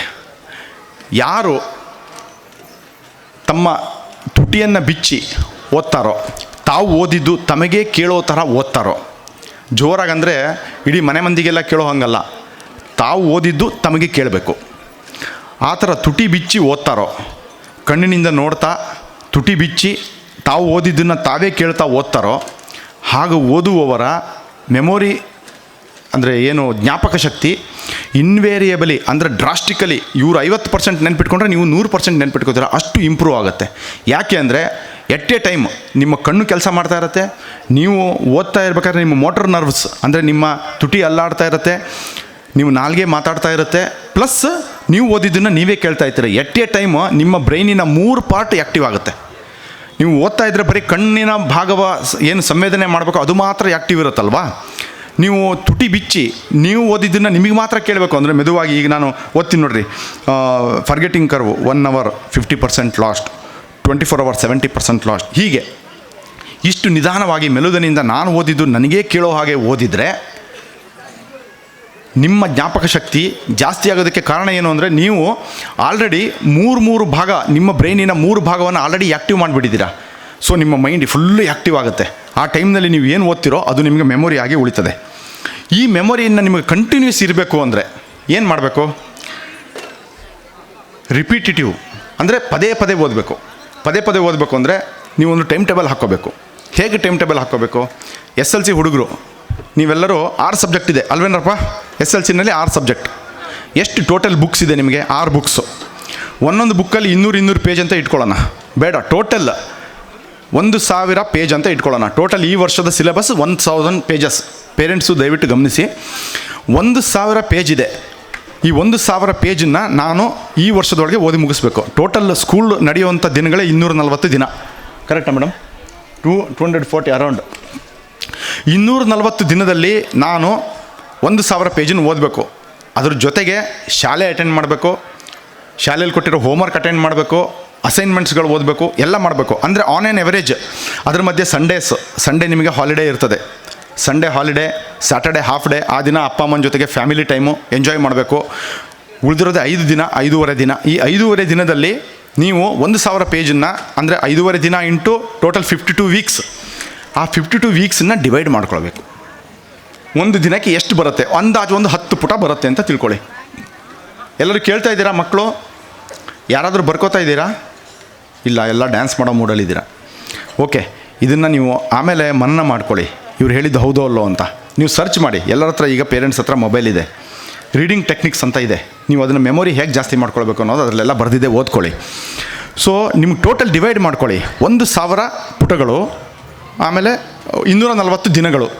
ಈ ದಿನದಲ್ಲಿ ಎಷ್ಟೆಷ್ಟು ಪೇಜ್ಗಳನ್ನು ಓದಬೇಕು. ರಿಪಿಟೇಟಿವ್, ಒಂದು ದಿನ ಓದಿದ್ದನ್ನು ಮತ್ತೆ 3ನೇ ದಿನ, 2ನೇ ದಿನ ಬಿಟ್ಟು 3ನೇ ದಿನ ಓದೋದು. 3ನೇ ದಿನ ಓದಿ ಆದಮೇಲೆ ಉಳಿದಿದ್ದೆಲ್ಲ ಸಬ್ಜೆಕ್ಟ್ 6 ಸಬ್ಜೆಕ್ಟ್ ಓದಬೇಕಲ್ಲ. ಮತ್ತು ಒಂದು ವಾರ ಆದಮೇಲೆ 7th ಡೇ ಮತ್ತೆ ಓದಬೇಕು. 7th ಡೇ ಆದಮೇಲೆ 1 ತಿಂಗಳಿಗೆ ಮತ್ತೊಂದು ಸಲ ರಿವೈಸ್ ಮಾಡಬೇಕು. ಅಂದರೆ ಒಂದು ಸಬ್ಜೆಕ್ಟು ಒಂದು ವಾರದಲ್ಲಿ 2 ಸಲ ಬರುತ್ತೆ, 1 ತಿಂಗಳಲ್ಲಿ 3 ಸಲ ಬರುತ್ತೆ. ಈ ಥರ ನೀವು ಓದ್ತಾ ಹೋದಾಗ, ರಿಪಿಟೇಟಿವ್ ಆಗಿ ಓದ್ತಾ ಹೋದಾಗ ನಿಮಗೆ ಆ ಸಬ್ಜೆಕ್ಟು ಮರ್ತೋಗೋ ಚಾನ್ಸಸ್ ಕಡಿಮೆ. ನಾನು ಆಲ್ರೆಡಿ ಹೇಳಿದೆ, ಫರ್ಗೆಟಿಂಗ್ ಕರ್ವ್ನಲ್ಲಿ 50% ನೀವು 24 ತಾಸು ಒಳಗೆ ಮರ್ತು ಬಿಡ್ತೀರಾ ಅಂತ. ಸೊ ಆ ಮರಿಬಾರ್ದು ಅಂದರೆ ಆ 24 ತಾಸು ಕಳೆಯೋದ್ರ ಒಳಗಡೆ ಅದನ್ನು ಮತ್ತೊಂದು ಸಲ ಓದಿರಬೇಕು. ಹೀಗೆ ಇವತ್ತು ಓದಿದ್ದು ಮತ್ತು ಕ್ಯುಮ್ಯುಲೇಟಿವ್ ಆಗಿ ನಾಳೆದು ಓದ್ಕೊಳ್ಳೋದು ಸೇರ್ತಲ್ಲ. ಇವತ್ತಿಂದು 1 ಚಾಪ್ಟ್ರು, ನಾಳೆ ಇನ್ನೊಂದು ಚಾಪ್ಟ್ರ್ ಮಾಡ್ತಾರೆ ಅಂದರೆ 1 ಚಾಪ್ಟ್ರ್ ಪ್ಲಸ್ 2 ಚಾಪ್ಟ್ರು. ಇದು ಜಾಸ್ತಿ ಆಗ್ತಾ ಹೋಗುತ್ತೆ, ಎವ್ರಿ ಡೇ ಜಾಸ್ತಿ ಆಗ್ತಾ ಹೋಗುತ್ತೆ. ಸೊ ಅದಕ್ಕೆ ಪ್ರಪೋರ್ಷನೇಟ್ ಆಗಿ ನೀವು ದಿನಗಳನ್ನು ಡಿವೈಡ್ ಮಾಡಿಕೊಂಡು ಓದ್ತಾ ಹೋಗಬೇಕು. ಇದು ಸಿಸ್ಟಮೆಟಿಕ್ ರೀಡಿಂಗ್. ಈ ಥರ ಮಾಡೋದ್ರಿಂದ ಮತ್ತೆ ಮನಸ್ಸಿನಲ್ಲಿ ಸೈಲೆಂಟಾಗಿ ಯಾರಿಗೂ ಪಕ್ಕದವನಿಗೂ ಗೊತ್ತಾಗಬಾರ್ದು ಅನ್ನೋದು ಥರ ಓದೋದಕ್ಕಿಂತ ತುಟಿ ಬಿಚ್ಚಿ ಓದಿದರೆ, ತುಟಿಯನ್ನು ಅಲ್ಲಾಡಿಸ್ಕೊಂಡು ನಾಲಿಗೆಯಿಂದ ಶಬ್ದಗಳನ್ನು ಹೊರಗೆ ತರಿಸಿ ನಾವು ಓದಿರೋದನ್ನು ನಮ್ಮ ಕಿವಿಯಿಂದ ಕೇಳ್ತಾ ಓದಿದರೆ, so 3 part of the brain active ಆಗುತ್ತೆ. ಮೋಟರ್ ಸೆನ್ಸಸ್ಗಳು ಜಾಗೃತವಾಗುತ್ತೆ, ಕಣ್ಣಿನಿಂದ ನೋಡುವಂಥದ್ದು ಜಾಗೃತವಾಗುತ್ತೆ, ಕಿವಿಯಿಂದ ಕೇಳುವಂಥದ್ದು ಜಾಗೃತವಾಗುತ್ತೆ. ನಿಮ್ಮ brain will be very active. So ಹಾಗೆ ಆ್ಯಕ್ಟಿವ್ ಆದಾಗ ನಿಮ್ಮ ರಿಸೆಪ್ಟಿವ್ ಕೆಪಾಸಿಟಿ ಜಾಸ್ತಿ ಆಗುತ್ತೆ, ನಿಮ್ಮ ಮೆಮೊರಿ ಪವರ್ ಜಾಸ್ತಿ ಆಗುತ್ತೆ. ಇನ್ನೊಂದು, ಅದ್ರ ನೆಕ್ಸ್ಟು ಕೆಲವರೆಲ್ಲ ಮಾಡ್ತಾರೆ, ಎಕ್ಸಾಮ್ಗೆ ಒಂದು ವಾರ ಇರಬೇಕಾದ್ರೆ ನಾನು ಏನು ಓದಿದ್ದೀನಿ ಅನ್ನೋದನ್ನು ಫ್ರೆಂಡ್ಸ್ ಹತ್ರ ಡಿಸ್ಕಸ್ ಮಾಡ್ತಾರೆ. ಎಷ್ಟು ಜನ ಡಿಸ್ಕಸ್ ಮಾಡ್ತೀರಾ ಫ್ರೆಂಡ್ಸ್ ಜೊತೆ? ನಾನು ಏನು ಓದಿದ್ದೀನಿ ಇವತ್ತು, ಪರೀಕ್ಷೆಗೆ ಯಾವ್ಯಾವ ಥರ ಪ್ರಿಪೇರ್ ಮಾಡಿದ್ದೀನಿ ಅಂತ ಯಾರು ಕೈ ಎತ್ತಿ ಡಿಸ್ಕಸ್ ಮಾಡ್ತೀರಾ ಅಂಥೇಳಿ? ಎಕ್ಸಾಮ್ ಬರೆಯೋಕ್ಕೆ ಮುಂಚೆ ನಾನು ಈ ಥರ ಓದಿದ್ದೀನಿ, ಇದು ಆನ್ಸರು ಅಂತ ಡಿಸ್ಕಸ್ ಯಾರು ಮಾಡ್ತೀರಾ? SLC ಹುಡುಗರು ಯಾರು ಡಿಸ್ಕಸ್ ಮಾಡಲ್ವಾ? ಇದಕ್ಕೆ ಆ್ಯಕ್ಷನ್ ರಿಕಾಲ್ ಅಂತ ಹೇಳ್ತಾರೆ. ಅಂದರೆ ಬರೀ ನಾನು ಓದಿದ್ದನ್ನು ಕೇಳಿದ್ದನ್ನು ನೆನ್ಪಿಟ್ಕೊಳ್ಳೋದು ಅಷ್ಟೇ ಅಲ್ಲ, ನಾನು ಇನ್ನೊಬ್ಬನಿಗೆ ಹೇಳಿದಾಗ ಇನ್ನೊಬ್ಬನಿಗೆ ಅದನ್ನು ಪಾಠದ ಥರ ಹೇಳ್ತೀವಿ ನಾವು. ಡಿಸ್ಕಸ್ ಮಾಡ್ಬೇಕಾರೆ, ಇದು ಹಿಂಗಲ್ಲ ಕಣೋ, ಇದು ಇದರಲ್ಲಿ ಈ ಥರ ಹೇಳಿದ್ದಾರೆ, ನಮ್ಮ ಟೀಚರ್ ಹಿಂಗೆ ಹೇಳಿದರು, ನಾನು ಇನ್ನೊಂದು ಗೈಡಲ್ಲಿ ಹಿಂಗೆ ಓದಿದೆ. ಇದು ಹೇಳಿದಾಗ ಅವನಲ್ಲಿ ಒಂದು ಭಾವನೆ ಬರುತ್ತೆ, ನಾನು ಏನೋ ವಿಷಯ ತಿಳ್ಕೊಂಡಿದ್ದೀನಿ, ಅದನ್ನು ಇನ್ನೊಬ್ಬನಿಗೆ ತಿಳಿಸ್ಕೊಡ್ತಾ ಇದ್ದೀನಿ ಅಂತ. ಯಾವಾಗ ಅವನು ಇನ್ನೊಬ್ಬನಿಗೆ ತಿಳಿಸೋ ದೃಷ್ಟಿಯಲ್ಲಿ ಮಾತಾಡ್ತಾನೆ, ಅವನು ಹೇಳ್ತಾ ಹೋಗ್ತಾನೆ, ಆವಾಗ ಅವನಲ್ಲಿ ಆ ಆ್ಯಕ್ಷನ್ ಅದ್ರ ಜೊತೆಗೆ ಅವನು ಇನ್ವಾಲ್ವ್ ಆಗ್ತಾನೆ, ಆ ಚಾಪ್ಟರ್ ಜೊತೆಗೆ ಇನ್ವಾಲ್ವ್ ಆಗ್ತಾನೆ. ಅವನಿಗೆ ತಾನು ಓದಿದ್ದು ಮರ್ತೋಗುತ್ತೆ, ಅಥವಾ ತಾನು ಕೇಳಿದ್ದು ಮರ್ತೋಗುತ್ತೆ. ಇನ್ನೊಬ್ರಿಗೆ ಹೇಳ್ಕೊಟ್ಟಿದ್ದಿದೆಯಲ್ಲ, ಆ ಘಟನೆ ನೆನಪಿರುತ್ತೆ, ಅದನ್ನು ಅವನು ಕಲ್ಪನೆ ಮಾಡ್ಕೋತಾನೆ, ಅದನ್ನು ಅವನ ನೆನಪಿನಲ್ಲಿ ಇಟ್ಕೋತಾನೆ. ಸೊ ಯಾವತ್ತೂ ಓದಿರೋದನ್ನು ಫ್ರೆಂಡ್ಸ್ ಜೊತೆಗೆ, ನಿಮ್ಮ ಹುಡುಗರ ಜೊತೆಗೆ ರಿಕಾಲ್ ಮಾಡ್ಕೊಳ್ಳೋದು ವೆರಿ ಗುಡ್ ಹ್ಯಾಬಿಟ್. ಇನ್ನು 3ನೇದು, ಇದೆಲ್ಲ ಓದೇ ಆಯಿತು, ನೆನ್ಪಿಟ್ಕೊಳ್ಳೋದಾಯಿತು. ಇದನ್ನು ನೆನ್ಪಿಟ್ಕೊಳ್ಳೋದು ಸುಲಭವಾದ ಕೆಲವೊಂದು ದಾರಿ ಇದೆ. ಅದಕ್ಕೆ ಚಂಕಿಂಗ್ ಅಂತ ಹೇಳ್ತೀವಿ. ಚಂಕ್ಸ್, ಸೋಯಾ ಚಂಕ್ಸ್ ಅಂತ ಕೇಳಿದಿರಲ್ವ? ಸೋಯಾ ಚಂಕ್ಸ್ ತಿಂತಿರಲ್ವ? ಚಂಕ್ಸ್ ಅಂದರೆ ಸಣ್ಣ ಸಣ್ಣ ತುಣುಕು ಅಂತ. ಈಗ ಉದಾಹರಣೆಗೆ ನಿಮ್ಮ ಪೇರೆಂಟ್ಸ್ ಮೊಬೈಲ್ ನಂಬರ್ ಹೇಗೆ ನೆನ್ಪಿಟ್ಕೊಂಡಿದ್ದೀರಾ? ಯಾರೋ ಒಬ್ಬರು ಹುಡುಗ ಹೇಳ್ಬೋದಾ, ನಿಮ್ಮ ಪೇರೆಂಟ್ಸ್ ನಂಬರ್ ಗೊತ್ತಿದೆಯೇನಪ್ಪ? ಎದ್ದು ನಿಂತ್ಕೊಂಡು ಹೇಳು ನೋಡೋಣ. ಪೇರೆಂಟ್ಸ್ ಫೋನ್ ನಂಬರ್, ತಂದೆದು ತಾಯಿದು ಫೋನ್ ನಂಬರ್ ಹೇಳು. 9448408796. Very good. ಅಮ್ಮಂದು? 7619499560. ಹಾಂ, ಸ್ವಲ್ಪ ಅಬ್ಸರ್ವ್ ಮಾಡಿ. ಫಾದರ್ದು ನಂಬರ್ ಹೇಳ್ದ? ತಡಿಯಪ್ಪ, ಆಗಿಲ್ಲ ತಡಿ. ಫಾದರ್ ನಂಬರ್ ಹೇಳ್ದ, ಇನ್ನೊಂದು ಸಲ ಹೇಳು. ಹಗುರು ಹೇಳು. 9448408797. ಈಗ ಅವನು ಆ ನಂಬರನ್ನು ಹೋಲ್ ನಂಬರ್ 10 ಡಿಜಿಟ್ಸ್ನ ನಂಬರ್ ನೆನ್ಪಿಟ್ಕೊಳ್ಳೋದು ಸುಲಭ ಇಲ್ಲ. ಯಾಕಂದರೆ 10 ಬೇರೆ ಬೇರೆ ಸಂಖ್ಯೆ ಇದೆ.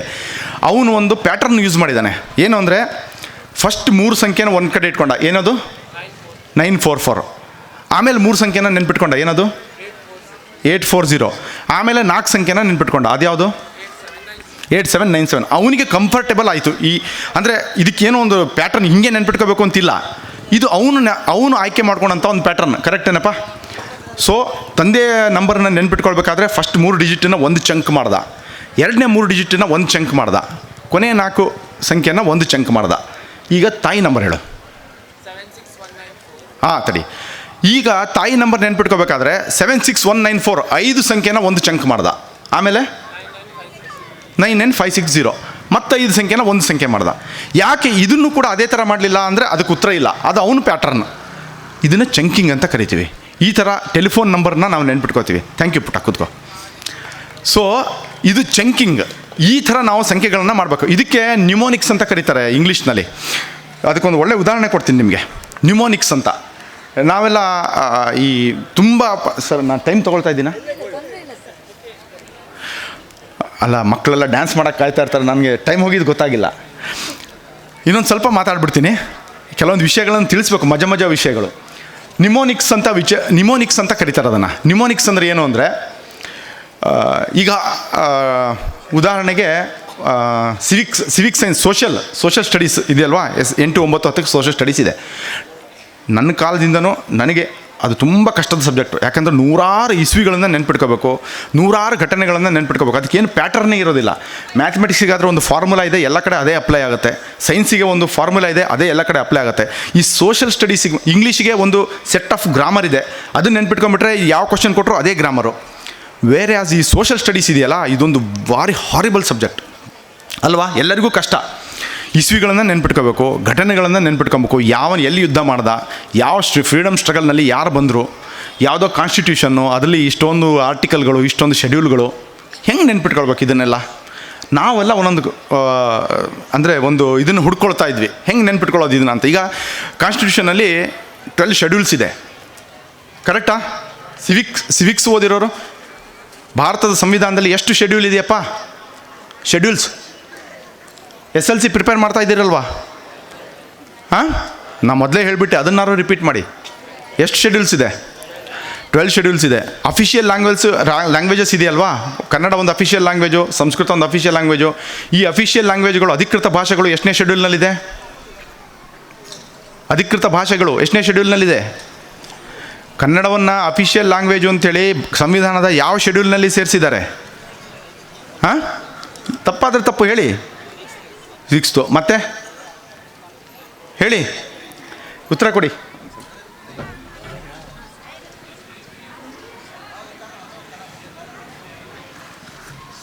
ಹೇಳಿ. ಇನ್ ಬಿಟ್ವೀನ್ ಅದ್ರ ಮಧ್ಯೆ ಇದೆ ಎಲ್ಲೋ ಒಂದು ಕಡೆ. 8 ಅಂದವ್ರ ಕೈ ಎತ್ತಿಯಪ್ಪ. ಸುಮ್ಮನೆ ಗುಂಡು ಹೊಡೆದ್ರೋ ಅಥವಾ ನಿಜವಾಗಿ ತಿಳ್ಕೊಂಡು ಹೇಳ್ತಾ ಇದ್ದೀರೋ? ಸೊ ಕಾನ್ಸ್ಟಿಟ್ಯೂಷನಲ್ಲಿ 12 ಶೆಡ್ಯೂಲ್ ಇದೆ. ನಾನು ಯಾಕೆ ಇಷ್ಟು ಡಿಟೇಲಾಗಿ ನಿಮಗೆ ಹೇಳ್ತಾ ಇದ್ದೀನಿ ಅಂದರೆ ಅರ್ಥ ಆಗಬೇಕು ನಿಮಗೆ ಪಾಯಿಂಟು.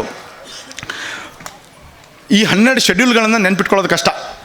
ಆ ಶೆಡ್ಯೂಲ್ಗಳು ಫಸ್ಟ್ನೇ ಶೆಡ್ಯೂಲಿಂದ ಏನು ಹೇಳುತ್ತೆ, ಸೆಕೆಂಡ್ ಶೆಡ್ಯೂಲ್ ಏನು ಹೇಳುತ್ತೆ. ಈಗ ಯಾವುದೋ ಕ್ವಶನ್ ಬಂದುಬಿಡ್ತಪ್ಪ SLCನಲ್ಲಿ, ಅಫಿಷಿಯಲ್ ಲ್ಯಾಂಗ್ವೇಜು ಎಷ್ಟನೇ ಶೆಡ್ಯೂಲ್ನಲ್ಲಿದೆ, ಕನ್ನಡವನ್ನು ಅಧಿಕೃತ ಭಾಷೆ ಅಂತ ಸಂವಿಧಾನದ ಯಾವ ಶೆಡ್ಯೂಲ್ನಲ್ಲಿ ಸೇರಿಸಿದ್ದಾರೆ ಅಂತ ಕೇಳಿದ್ರೆ ನಿಮ್ಗೆ ನೆನ್ಪಿಟ್ಕೊಂಡು 1ನೇದು 2ನೇದು ನೆನ್ಪಿಟ್ಕೊಳ್ಳೋದು ಕಷ್ಟ. ಅದಕ್ಕೆ ನ್ಯೂಮೋನಿಕ್ಸ್ ಅಂತ ಕರೀತಾರೆ. ಮೊದಲನೇ ಶೆಡ್ಯೂಲಿನ ಮೊದಲನೇ ಅಕ್ಷರ, 2ನೇ ಶೆಡ್ಯೂಲಿನ ಮೊದಲನೇ ಅಕ್ಷರ, ಹೀಗೆಲ್ಲ ತೊಗೊಂಡು ಒಂದು ನಮ್ಗೆ ಅನುಕೂಲ ಆಗುವಂಥ ಒಂದು ಸೆಂಟೆನ್ಸ್ ಮಾಡ್ಕೊಂಬಿಡೋದು. ಈಗ ಉದಾಹರಣೆಗೆ ಈ ಶೆಡ್ಯೂಲ್ಗಳನ್ನ ನೆನ್ಪಿಟ್ಕೊಳ್ಳೋಕ್ಕೆ ನಾವು ಆಗಿನ ಕಾಲದಲ್ಲೂ ಇದನ್ನೇ ಉಪಯೋಗಿಸಿದ್ವಿ. ಟಿಯರ್ಸ್ ಆಫ್ ಓಲ್ಡ್ PM ಅಂತ, ಹಳೆಯ ಪ್ರಧಾನಮಂತ್ರಿಗೆ ಕಣ್ಣೀರು ಅಂತ ನೆನ್ಪಿಟ್ಕೊಂಬಿಡೋದು. ಈ ಶೆಡ್ಯೂಲ್ ಎಲ್ಲರಿಗೂ ಕಣ್ಣೀರು, ಇದನ್ನೆಲ್ಲ ನೆನ್ಪಿಟ್ಕೊಳ್ಳೋಕ್ಕಾಗಲ್ಲ. ಅದು ಟಿಯರ್ಸ್ ಆಫ್ ಓಲ್ಡ್ PM ಅಂತ. ಟಿಯರ್ಸ್ ಆಫ್ ಓಲ್ಡ್ PMಗೂ ಶೆಡ್ಯೂಲ್ಗೂ ಏನು ಸಂಬಂಧ ಅಂದರೆ, ಮೊದಲನೇದು ಟಿ ಅಂದರೆ ಟೆರಿಟರೀಸ್, ಇ ಅಂದರೆ ಎಮ್ಯುಲ್ಮೆಂಟ್ಸ್ ಅಂದರೆ ಯಾರಿಗೆ, ಪ್ರಧಾನಮಂತ್ರಿಗೆ, ರಾಷ್ಟ್ರಪತಿಗೆ ಎಷ್ಟು ಸಂಬಳ, ಏನು ಅವ್ರದ್ದೆಲ್ಲ ಫೆಸಿಲಿಟೀಸ್ಗಳೇನು, ಇದನ್ನು ನೆನ್ಪಿಟ್ಕೊಳ್ಳೋದು. 3ನೇದು ಎ ಅಂದರೆ ಅಫರ್ಮೇಷನ್ಸ್, ಅಂದರೆ ಅವ್ರು ಹೆಂಗೆ ಪ್ರಮಾಣ ವಚನ ಸ್ವೀಕಾರ ಮಾಡಬೇಕು, ಯಾರ್ಯಾರು ಅವ್ರಿಗೆ ಪ್ರಮಾಣ ವಚನ ಬೋಧನೆ ಮಾಡಬೇಕು, ಇದು. 4ನೇದು ಆರ್ ರಾಜ್ಯಸಭಾ. 5ನೇದು ಎಸ್ ಶೆಡ್ಯೂಲ್ಡ್ ಏರಿಯಾಸು. ಆಮೇಲೆ 6ನೇದು ಅಫಿಷಿಯಲ್ 8ನೇದು ಅಫಿಷಿಯಲ್ ಲ್ಯಾಂಗ್ವೇಜಸ್ಸು. ಹೀಗೆ ಟಿಯರ್ಸ್ ಆಫ್ ಓಲ್ಡ್ PM ಒಂದೊಂದು ಅಕ್ಷರಕ್ಕೆ ಒಂದೊಂದು ಸೇರಿಸ್ತಾ ನಾವು ಒಂದು ಸೆಂಟೆನ್ಸ್ ಮಾಡಿಬಿಡೋದು. ಈ ಸೆಂಟೆನ್ಸ್ ನಮಗೆ ನೆನ್ಪು ಬಿದ್ದುಬಿಟ್ರೆ schedules of Indian constitution tears of old PM ಅನ್ನೋದು ನೆನಪಿಗೆ ಬಂದುಬಿಟ್ರೆ ಟಿ ಅಂದರೆ ಏನು ಅನ್ನೋದು ನೆನಪಾಗ್ಬಿಡುತ್ತೆ. ಇದು ಈಸಿಯಾಗಿ ತಿಳ್ಕೊಳ್ಳೋವಂಥ ಮಾರ್ಗ. ಇನ್ನೂ ಸುಲಭವಾಗಿ ಹೇಳ್ತೀನಿ ನಿಮಗೆ. ಮ್ಯಾಥಮೆಟಿಕ್ಸಲ್ಲಿ ಒಂದು ಕ್ವಶನ್ ಕೊಡ್ತೀನಿ ಅಂತ ತಿಳ್ಕೊಳ್ಳಿ. 2 + 2 × 2 / 2 - 2 ಅಂತ ಕೊಡ್ತೀನಿ. ಈಗ ಇದನ್ನ ಫಾರ್ಮುಲಾವನ್ನು ಯಾವುದು ಮೊದಲು ಮಾಡ್ತೀರಾ? ಮೈನಸ್ ಮೊದಲು ಮಾಡ್ತಿರೋ, ಅಡಿಷನ್ ಮೊದಲು ಮಾಡ್ತಿರೋ, ಸಬ್ಸ್ಟ್ರಾಕ್ಷನ್ ಇದು ಮಲ್ಟಿಪ್ಲಿಕೇಶನ್ ಮೊದಲು ಮಾಡ್ತಿರೋ, ಡಿವಿಷನ್ ಮೊದಲು ಮಾಡ್ತಿರೋ? ಅದಕ್ಕೊಂದು ಫಾರ್ಮುಲಾ ಇದೆ ಅಲ್ವಾ? ಯಾವುದು ಮೊದಲು ಮಾಡ್ತೀರಾ? ಹಾಂ, ಯಾವುದು? ಅದಕ್ಕೇನೋ ಒಂದು ಫಾರ್ಮುಲಾ ಇದೆ. ಏನು ಫಾರ್ಮುಲಾ? ಬಾಡ್ ಮಾಸ್ ಅನ್ನೋದು ಇದೆಯಲ್ಲ, that is one of the mnemonics. ಈಗ ಬಾಡ್ ಮಾಸ್ ಎಲ್ಲರಿಗೂ ಗೊತ್ತಿದೆಯಲ್ವಾ? ಹೆಂಗೆ ಬಾಡ್ ಮಾಸ್ ನೆನ್ಪಿಟ್ಕೊಂಡ್ರಿ? ಈ ಫಾರ್ಮುಲಾ ಕೊಟ್ಟಾಗ ಮೊದಲು ಯಾವುದು ಉಪಯೋಗಿಸ್ಬೇಕು ಅಂತೇಳಿ ನಿಮಗೇನು ಬೈಹಾರ್ಟ್ ಮಾಡ್ಕೊಂಡಿದ್ದೀರಾ? ಇಲ್ಲ, ಇಮ್ಮಿಡಿಯೇಟ್ಲಿ ಬಾಡ್ ಮಾಸ್ ನೆನಪಿಗೆ ಬಂದುಬಿಡುತ್ತೆ. ಫಸ್ಟ್ ಬಿ, ಆಮೇಲೆ ಆಮೇಲೆ ಎಮ್ ಅಲ್ಲ, ಆಮೇಲೆ ಡಿವಿಷನ್ ಅಲ್ವಾ? ತಪ್ಪು ಹೇಳಿದ್ರಲ್ವ ಮಲ್ಟಿಪ್ಲಿಕೇಶನ್ ಅಂತ, ನಾನು ಅಂದ್ಬಿಟ್ಟೆ. ಫಸ್ಟ್ ಡಿವಿಷನ್ ಅಲ್ವಾ ಬರೋದು?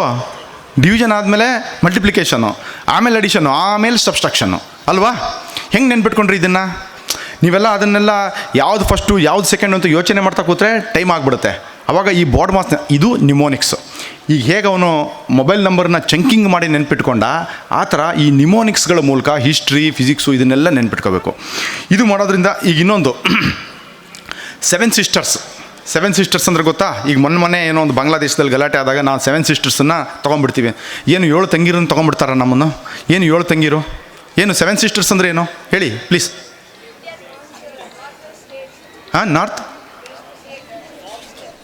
North eastern States. ಗುಡ್, ಅವನಿಗೊಂದು ಚಪ್ಪಾಳೆ ಹೊಡೀರಿ ಎಲ್ಲ ಮಕ್ಕಳು ಪ್ಲೀಸ್. ಸೊ ಈ ನಾರ್ತ್ ಈಸ್ಟರ್ನ್ 7 ಸ್ಟೇಟ್ಸನ್ನ ಹೆಂಗಪ್ಪ ನೆನ್ಪಿಟ್ಕೊಳ್ಳೋದು? ನೆನ್ಪಿಟ್ಕೋಬೇಕು. ಯಾರು ಹೇಳಿ ನೋಡೋಣ, 7 ಸ್ಟೇಟ್ಸ್ ಯಾವುದು? ನಾರ್ತ್ ಈಸ್ಟರ್ನ್ 7 ಸ್ಟೇಟ್ಸು ಹೇಳ್ತೀಯನೋ ಪುಟ? ಹೇಳ್ತೀಯಾ? ಕಷ್ಟ.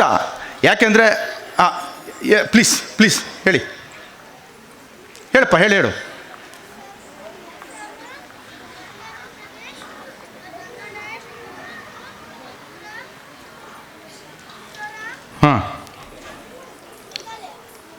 ಮೇಘಾಲಯ ಕರೆಕ್ಟ್. ಹೇಳ್ದ, ಅವನಿಗೊಂದು ಚಪ್ಪಾಳೆ ಹೊಡೀರಿ. ಈಗ ಇದಕ್ಕೊಂದು ಈಸಿ ಮೆಥಡ್ ಹೇಳ್ಕೊಡ್ತೀನಿ. ನೀವು ನಾಳೆ ಅದನ್ನೆಲ್ಲ ನನಗೆ ಅಪ್ರಿಷಿಯೇಟ್ ಮಾಡ್ತೀರಾ. ಈ 7 ರಾಜ್ಯಗಳೇನಿದೆಯಲ್ಲ, ಇದು ಈ ದೇಶದ ಆತ್ಮ ಅಂತ ನೆನ್ಪಿಟ್ಕೊಳ್ಳಿ. ಈ ದೇಶದ ಆತ್ಮ ಅಲ್ಲಿದೆ. ಯಾಕಂದರೆ ಇವು ಏನಾದ್ರು ನಮ್ಮಿಂದ ಬೇರೆಯಾಗಿ ಹೋಯ್ತು ಅಂದರೆ ನಮ್ಮ ದೇಶದ ಸಮಗ್ರತೆಗೆ ಧಕ್ಕೆ ಬರುತ್ತೆ. ಇದೆಲ್ಲ ಭಾಷಣ ರಾಜಕಾರಣಿಗಳು ಮಾಡ್ತಾ ಇರ್ತಾರೆ, ನಾನು ಹೇಳೋದಲ್ಲ ಇದು. ಇದನ್ನು ನೆನ್ಪಿಟ್ಕೊಳ್ಳಿ. ಇದು ಈ 7 ಸಿಸ್ಟರ್ಸ್ ಏನಿದೆಯಲ್ಲ, ಇದನ್ನು ಯಾರೋ ಒಬ್ಬರು ನಮ್ಮ ದೇಶದ ಆತ್ಮವನ್ನು ಕಸಿಲಿಕ್ಕೆ ಪ್ರಯತ್ನ ಮಾಡ್ತಾ ಇದ್ದಾರೆ. ಸೊ ಇದು ನಮ್ಮ ದೇಶದ ATMA ಆತ್ಮ. ಸೊ ಆತ್ಮನ್ MM ಅನ್ನೋದು ಒಂದು ನಿಮೋನಿಕ್ಸ್. ಈ 7 ಸಿಸ್ಟರ್ಗಳನ್ನು ನೆನ್ಪಿಟ್ಕೊಳ್ಳೋದು. ಅವ್ನು ಹೇಳಿದ್ನಲ್ಲ ಹುಡುಗ, ಅದನ್ನು ನಾನು ಒಂದು ಫಾರ್ಮ್ನಲ್ಲಿ ಹೇಳ್ಬಿಡ್ತೀನಿ. ಆತ್ಮನ್ ನೆನ್ಪಿಟ್ಕೊಳ್ಳಿ, ಇದು ನಮ್ಮ ದೇಶದ ಆತ್ಮ ಅಂತ ನೆನ್ಪಿಟ್ಕೊಂಡ್ರೆ ಆತ್ಮನ್ MM, ಸ್ವಲ್ಪ MM ಅನ್ನೋದನ್ನು ಸೇರಿಸ್ಕೊಳ್ಳಿ. ಫಸ್ಟಿಂದ ಅರುಣಾಚಲ್ ಪ್ರದೇಶ, T ತ್ರಿಪುರ, M ಮೇಘಾಲಯ, ಮತ್ತೊಂದು ಬರುತ್ತೆ ಅಸ್ಸಾಮು, N ಬರುತ್ತೆ ನಾಗಾಲ್ಯಾಂಡು, ಮಿಜೋರಾಂ ಮತ್ತು ಮಣಿಪುರ. ಆತ್ಮನ್ MM. ಆತ್ಮ ಅನ್ನೋದು ನೆನ್ಪಿಟ್ಕೊಂಡ್ಬಿಟ್ರೆ, ಫಸ್ಟಿಂದ 4 ನೆನ್ಪಿಟ್ಕೊಂಡ್ಬಿಟ್ರೆ, ಆತ್ಮ ಅನ್ನೋದು ತಲೆಯಲ್ಲಿ ಬಂದುಬಿಟ್ರೆ, ಉಳಿದಿದ್ದು 3 ಸ್ಟೇಟ್ಗಳು ಹಾಗೆ ಅಕಸ್ಮಾತ್ ಆತ್ಮನ್ MM ಅನ್ನೋದು ಮರ್ತೋದ್ರೂ ಈ 4 ಹೆಸರಿಂದ ಉಳಿದಿದ್ದು 3 ಗೊತ್ತಾಗ್ಬಿಡುತ್ತೆ ಅಲ್ವಾ? ಈಸಿ ಇದೆ ಅಲ್ವಾ ತಿಳ್ಕೊಳ್ಳೋದು? ಇದಕ್ಕೆ ನಿಮೋನಿಕ್ಸ್ ಅಂತ ಹೇಳ್ತಾರೆ. ಈ ಥರ ನಮ್ಮ ಸಬ್ಜೆಕ್ಟ್ಗಳನ್ನು ಪ್ರತಿಯೊಂದು, ಅದು ಇಂಗ್ಲೀಷ್ ಆಗಿರ್ಬೋದು, ಮ್ಯಾಥಮೆಟಿಕ್ಸ್ ಆಗಿರ್ಬೋದು, ಸೋಷಿಯಲ್ ಆಗಿರ್ಬೋದು, ಸೈನ್ಸ್ ಆಗಿರ್ಬೋದು, ಕನ್ನಡ ಆಗಿರ್ಬೋದು, ಸಂಸ್ಕೃತ. ಇಲ್ಲಿ ಸಂಸ್ಕೃತ ಫಸ್ಟ್ ಲ್ಯಾಂಗ್ವೇಜ್ ಇದೆಯಾ? ಸಂಸ್ಕೃತ ಇದೆಯಾ? ಇಲ್ಲ ಅಲ್ಲ. ಸಂಸ್ಕೃತ ಇದನ್ನು ನಾನು ಎಲ್ಲೋ ಒಂದು ಕಡೆ ಹೇಳ್ತಾ ಇದ್ದೆ. ಸಂಸ್ಕೃತದಲ್ಲಿ ಉಪಸರ್ಗಗಳು ಅಂತ ಬರುತ್ತೆ. ಉಪಸರ್ಗಗಳು 22 ಉಪಸರ್ಗ ಅಂದರೆ ಏನು ಅಂತ ಹೇಳ್ಬಿಡ್ತೀನಿ ನಿಮಗೆ. ಈಗ ಹಾರ ಅನ್ನೋ ಒಂದು ಶಬ್ದ ಇದೆ, ಅದಕ್ಕೆ ಸೇರಿಸಿದ್ರೆ ಅನ್ನೋ ಉಪಸರ್ಗ ಸೇರಿದರೆ ಪ್ರಹಾರ ಆಗುತ್ತೆ. ಉಪಸರ್ಗ ಸೇರಿದರೆ ವಿಹಾರ ಆಗುತ್ತೆ. ಉಪಸರ್ಗ ಸೇರಿದರೆ ಸಂಹಾರ ಆಗುತ್ತೆ. ಉಪಸರ್ಗ ಸೇರಿದರೆ ಪರಿಹಾರ ಆಗುತ್ತೆ. ಸೊ ಈ ಪರಿ ಇವೆಲ್ಲ ಉಪಸರ್ಗಗಳು ಅಂತ ಕರೀತಾರೆ. ಅಂದರೆ ಕ್ರಿಯಾಪದದ ಮೂಲ ಧಾತು ಅದು. ಇದನ್ನು ನೆನ್ಪಿಟ್ಕೊಳ್ಳೋದು ಹೆಂಗೆ? 22 ಇದೆ. ಇದನ್ನು ನೆನ್ಪಿಟ್ಕೊಳ್ಳೋದು ಹೆಂಗೆ? ನಮಗೆ ನಮ್ಮ ಸಂಸ್ಕೃತ ಟೀಚರು ಇದು 93ನಲ್ಲಿ ಹೇಳ್ಕೊಟ್ಟಿದ್ರು. ಯಾಕೆ ಇದು ನೆನಪಿದೆ ಅಂತಂದರೆ, ಇದು ನ್ಯೂಮೋನಿಕ್ಸ್ ಆಗಿ ನಾವು ಮಾಡಿಕೊಂಡ್ರೆ, ಒಂದು ಶ್ಲೋಕ ಥರ ಮಾಡಿಕೊಂಡ್ರೆ ನೆನಪಿರುತ್ತೆ. ಇದನ್ನು ನಾವು ಬಿಡಿಯಾಗಿ ನೆನ್ಪಿಟ್ಕೋಬೇಕು ಅಂದರೆ 22 3ನೇದು 4ನೇದು ಆಗೋದ್ರೊಳಗೆ ಉಳಿದಿದೆಲ್ಲ ಮರ್ತೋಗುತ್ತೆ. ಅವ್ರು ನಮ್ಗೆ ಶ್ಲೋಕ ಹೇಳ್ಕೊಟ್ಟಿದ್ರು. ಪ್ರವಿಪರಾಪ ಸಮನ್ವವ ನಿರ್ನಿಸೌ ದುರತಿದುಸ್ ಪ್ರತಿಸೂದದಿ ಪರ್ಯಪಿ ತದ್ ಅನುಚಾಂಗವಿನಿ ಪ್ರತಿವಿಂಶತಿ ದ್ವಿಸಹಿತೇತಿ ಉಪಸರ್ಗ ಸಮಾಹಯ ಅಂತ ಒಂದು ಶ್ಲೋಕ ಹೇಳ್ಕೊಟ್ಟಿದ್ರು. ಅದರಲ್ಲಿ ಎಲ್ಲ 22 ಬಂದ್ಬಿಡ್ತದೆ. ಪ್ರ ವಿ ಪರ್ ಅಪ ಸಂ ಅನ್ ವವ ನಿರ್ನಿಸ್ ಹೀಗೆ ಎಲ್ಲ ಅಂದರೆ 22ನ ಈ ಥರ ಸಂಸ್ಕೃತಗಳನ್ನು ನೆನ್ಪಿಟ್ಕೋಬೇಕು. ಇದನ್ನು ಮಾಡಿದಾಗ ನಿಮಗೆ ಕಲೀಲಿಕ್ಕೆ ಈಸಿ, ನೆನ್ಪಿಟ್ಕೊಳ್ಳೋದೆಲ್ಲ ಈಸಿ. ಇದು ನಿಮ್ಮ ಮೆಮೊರಿ ಪವರನ್ನು ಬೂಸ್ಟ್ ಮಾಡೋವಂಥ ಟೆಕ್ನಿಕ್ಸು. ಸೊ ಕೇವಲ ಓದೋದು ಅಥವಾ ಈ ಥರದ ಓದುವ ಅಭ್ಯಾಸಗಳನ್ನು ಬದಲಾವಣೆ ಮಾಡ್ಕೊಳ್ಳೋದು ಮಾತ್ರ ಸಾಲಲ್ಲ. ಒಂದು ಕಾನ್ಸಂಟ್ರೇಷನ್ ಬೇಕು ಅಂತಂದರೆ ನಿಮ್ಮಲ್ಲಿ ಹ್ಯಾಬಿಟ್ಸ್ಗಳು ಒಳ್ಳೆಯದಿರಬೇಕು. ಸದಾ ಏನಂತಾರೆ ಜಂಕ್ ಫುಡ್ಸ್, ಆಯಿಲಿ ಫುಡ್ಸ್ ತಿನ್ಕೊಂಬಿಟ್ಟು ನನಗೆ ಒಳ್ಳೆ ಮೆಮೊರಿ ಬರಬೇಕು ಅಂದರೆ ಖಂಡಿತವಾಗಿ ಬರಲ್ಲ. ಹೆಲ್ದಿ ಫುಡ್, ಹೆಲ್ದಿ ಮೈಂಡ್ ಇದ್ದಾಗ, ಹೆಲ್ದಿ ಬಾಡಿ ಇದ್ದಾಗ ಮಾತ್ರ ನಿಮ್ಮಿಂದ ಏನಾದರೂ ಸಾಧನೆ ಮಾಡೋಕ್ಕಾಗತ್ತೆ. ಸೊ ಹೆಲ್ತ್ ಅನ್ನೋದಕ್ಕೆ ಒಂದು WHO ಒಂದು ಆರೋಗ್ಯ ಅಂದರೆ ಏನು, ಆರೋಗ್ಯ ನಿಮ್ಮ ದೃಷ್ಟಿಯಲ್ಲಿ ಆರೋಗ್ಯ ಅಂದರೆ ಏನು? ಯಾರು ಹೇಳ್ತೀರಾ ಆರೋಗ್ಯ ಅಂದರೆ ಏನಪ್ಪ? ಹಾಂ ಹೇಳಿ, ಯಾರೋ ಹುಡುಗರು ಹೇಳಿ ಆರೋಗ್ಯ ಅಂದರೆ. ಇನ್ನು 5 ನಿಮಿಷ ತೊಗೊಳ್ತೀನಿ. ಆರೋಗ್ಯ ಅಂದರೆ ಏನು? ಹಾಂ ಹೆಲ್ತ್ ಅಂದರೆ ಏನು? ರೋಗ ಇಲ್ಲದೆ ಇರೋದು ಅಲ್ವಾ? ಇಷ್ಟೇ ಸಿಂಪಲ್. ಹಾಗಂತ ನಾವು ತಿಳ್ಕೊಂಡಿದ್ದೀವಿ. ಆರೋಗ್ಯ ಅಂದರೆ ಅದಲ್ಲ. It is A state of physical, mental, social and spiritual wellbeing ಅಂತ. ಏನು ಹಿಂಗಂದರೆ ನಮಗೆಲ್ಲ ವಿಚಾರದಲ್ಲಿ ಆರೋಗ್ಯ ಇರಬೇಕು. ನಾನು ಹೆಲ್ದಿ ಮೈಂಡ್ ಇರಬೇಕು, ಹೆಲ್ದಿ ಬಾಡಿ ಇರಬೇಕು, ಸೋಷಿಯಲ್ನೆಸ್ ಇರಬೇಕು. ನಾನು ಸಮಾಜದ ಆಗು ಹೋಗುಗಳಿಗೆ ಸ್ಪಂದನೆ ಮಾಡುವಂಗಿರಬೇಕು, ನನಗೆ ಅದೆಲ್ಲ ಗೊತ್ತಾಗ್ತಾ ಇರಬೇಕು. ಆಮೇಲೆ ಸ್ಪಿರಿಚುವಲ್ ನಾಲೆಡ್ಜ್ ಇರಬೇಕು. ಅಂದರೆ ಸ್ವಲ್ಪ ಮಟ್ಟಿಗೆ ನನಗೆ ಕಾನ್ಸಂಟ್ರೇಷನ್ ಬೇಕು, ಅಧ್ಯಾತ್ಮದ ಸ್ವಲ್ಪ ಸ್ಪರ್ಶ ಇರಬೇಕು. ಇದೆಲ್ಲ ಇದ್ದಾಗ ಮನುಷ್ಯನ ಆರೋಗ್ಯ ಇರುತ್ತೆ. ಯಾಕೆ ಕಾನ್ಸಂಟ್ರೇಷನ್ ಬೇಕು? ನಿಮ್ಮ ಶಾಲೆಯಲ್ಲಿ ಒಂದು ಬೋರ್ಡ್ ಹಾಕಿದ್ದಾರೆ, ಶ್ರದ್ಧಾವಾನ್ ಲಭತೆ ಜ್ಞಾನಮ್ ಅಂತ ಟೈಟ್ಲು. ಎಲ್ಲರೂ ಓದಿದ್ದೀರಾ, ನೋಡಿದ್ದೀರಾ? ಶ್ರದ್ಧಾವಾನ್ ಲಭತೆ ಜ್ಞಾನಮ್ ಅಂತ. ಏನಂಗಂದರೆ ಶ್ರದ್ಧೆ ಏನೋನಿಗೆ ಜ್ಞಾನ ಸಿಗುತ್ತೆ ಅಂತ. ಹೌದೇನ್ರಪ್ಪ? ಶ್ರದ್ಧೆ ಇದ್ರೆ ಜ್ಞಾನ ಸಿಗುತ್ತಾ? ಹೌದೋ ಅಲ್ವೋ? ಶ್ರದ್ಧಾವಾನ್ ಲಭತೆ ಜ್ಞಾನಮ್ ಅಂತ ಎಲ್ಲ ಕಾಲೇಜುಗಳಲ್ಲಿ ಒಂದು ಬೋರ್ಡ್ ಹಾಕಿರ್ತಾರೆ.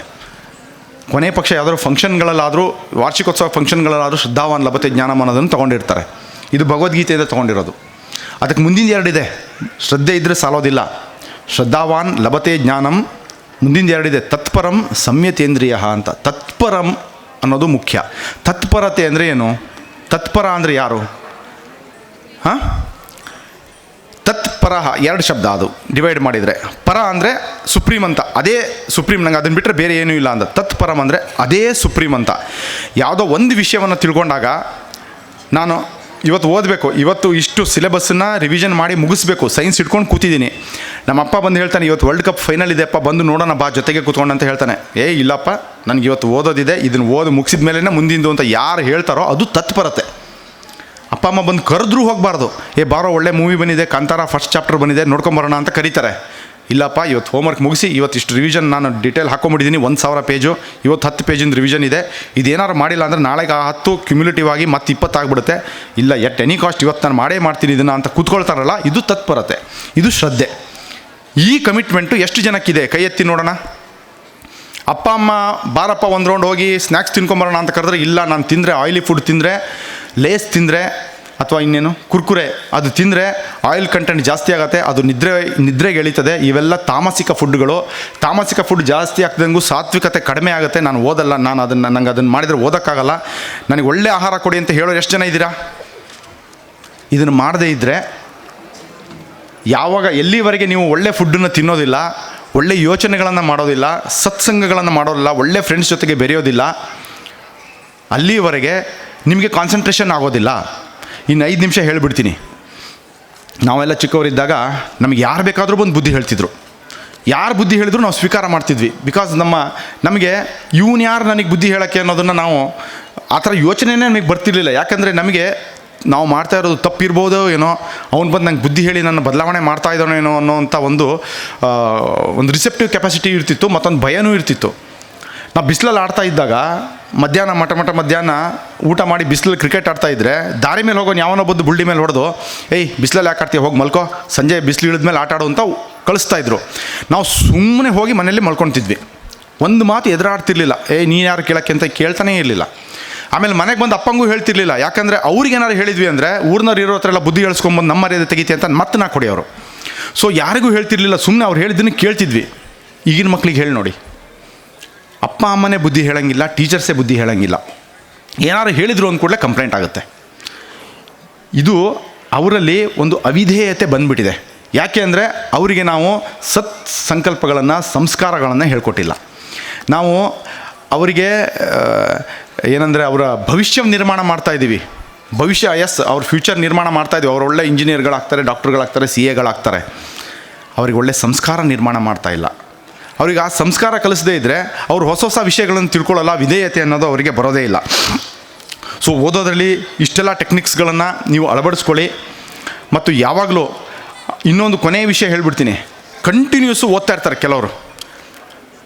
ಕಂಟಿನ್ಯೂಸ್ ಓದೋದು. ಒಂದು ಸಲ ಬುಕ್ ಇಟ್ಕೊಂಡು ಕೂತ್ರೆ, ನಮ್ಮಲ್ಲೊಬ್ಬ ನನ್ನ ಫ್ರೆಂಡ್ ಒಬ್ಬ ಇದ್ದ. ಲೈಬ್ರರಿಲಿ ಬೆಳಗ್ಗೆ 6 ಗಂಟೆಗೆ ಕೂತ್ರೆ ಲೈಬ್ರರಿ ಓಪನ್ ಆಗೋದು 6 ಗಂಟೆಗೆ ಓಪನ್ ಆಗ್ತಿತ್ತು. ರಾತ್ರಿ 8 ಗಂಟೆಗೆ ಆ ಲೈಬ್ರರಿಯನ್ನು ಬಂದು, ಅಪ್ಪ ನನಗೂ ಹೆಂಡತಿ ಮಕ್ಕಳಿದ್ದಾರೆ, ನಾನು ಮನೆಗೆ ಹೋಗ್ಬೇಕು, ಹೋಗಪ್ಪ ಅಂತ ಕೈ ಮುಗಿತಿದ್ದ. ಅವಾಗ ಇವನು ಎದ್ದೋಗೋಣ, ನೀನೊಬ್ಬ ಮರೆಯ ಅಂತ. ಆ ಥರ ಕೂತವ್ರು ಹೇಳ್ದಿದ್ದಂಗೆ ಒಂದು ಸಲ ಬುಕ್ ಇಟ್ಕೊಂಡು ಕೂತ್ರೆ 3 ತಾಸು 4 ತಾಸು ಕಂಟಿನ್ಯೂಸು ಎಕ್ಸಾಮ್ಗೆ ಫುಲ್ ಸೀರಿಯಸ್, ತಲೆನೇ ಕೆಡಿಸ್ಕೊಂಡು ಇತ್ಲಾಗ ನೋಡದೆ ಓದೋರು ಅಂತ ಇರೋದು. ಎಕ್ಸಾಮ್ ಡೇಯಲ್ಲಿ ಮಾತ್ರ, ಬೇರೆ ದಿನ ಅಲ್ಲ. ಈ ಥರ ಓದೋರು ಯಾರು ಇದ್ದೀರಾ? ಕಂಟಿನ್ಯೂಸ್ ಓದೋರು ಇದ್ದೀರಾ ಯಾರಾದರೂ? ಓದೋದೇ ಇಲ್ವಾ ನೀವು? ಎಕ್ಸಾಮ್ ಟೈಮಲ್ಲೂ ಇಷ್ಟೆಲ್ಲ ಓದಲ್ವಾ? 3 ಅವರ್ಸು 4 ಅವರ್ಸು? ನಿಮಗೆ ಇನ್ನೊಂದು ಈ ಇಂಟ್ರೆಸ್ಟಿಂಗ್ ಸಬ್ಜೆಕ್ಟ್ ಕೇಳ್ತೀನಿ. ಶಾಲೆಯ ಪಿರಿಯಡು ಪ್ರತಿಯೊಂದು ಈ ಕಾಲೇಜ್ಗಳಲ್ಲಿ, ಶಾಲೆಗಳಲ್ಲಿ ಪ್ರತಿಯೊಂದು ಪಿರಿಯಡ್ ಅಂತ ಇರುತ್ತೆ. 1 ಪಿರಿಯಡ್ ಎಷ್ಟು ಅವರಿಂದಿದೆ? ಎಷ್ಟು ಅವರಿನ 1 ಪಿರಿಯಡ್ ಇದೆ ನಿಮಗೆ? ಹಾಂ, ಎಷ್ಟು? 40 ಮಿನಿಟ್ಸು. ಬ್ರೇಕ್ ಎಷ್ಟೊತ್ತಿಗೆ? ಅದಾದಮೇಲೆ ಇನ್ನೊಂದು ಪಿರಿಯಡ್ ಕೂಡಲೇ ಸ್ಟಾರ್ಟ್ ಆಗಿಬಿಡುತ್ತಾ? ಹಾಂ, ಕೂಡಲೇ? ಓಕೆ. ಕಾಲೇಜ್ನವ್ರು ಇಲ್ಲಲ್ಲ ಇಲ್ಲಿ, SLC ತನಕ ಮಾತ್ರ ಇದ್ದಾರೆ. ಹಾಂ, ಮೇಡಮ್ ಹೇಳಿದ್ರು, ಅದನ್ನು ಹೇಳ್ರು, ಬ್ರೇಕ್ ಕೊಡ್ತಾ ಇದ್ದಾರೆ ಆಫ್ಟರ್ 2 ಅವರ್ಸು, 2 ಪೀರಿಯಡ್ಸು. 2 ಪೀರಿಯಡ್ಸ್ ಆದಮೇಲೆ ಬ್ರೇಕ್ ಇದೆ ತಾನೇ? ಎಷ್ಟೊತ್ತಿದೆ ಬ್ರೇಕು? ಹಾಂ, ಎಷ್ಟು?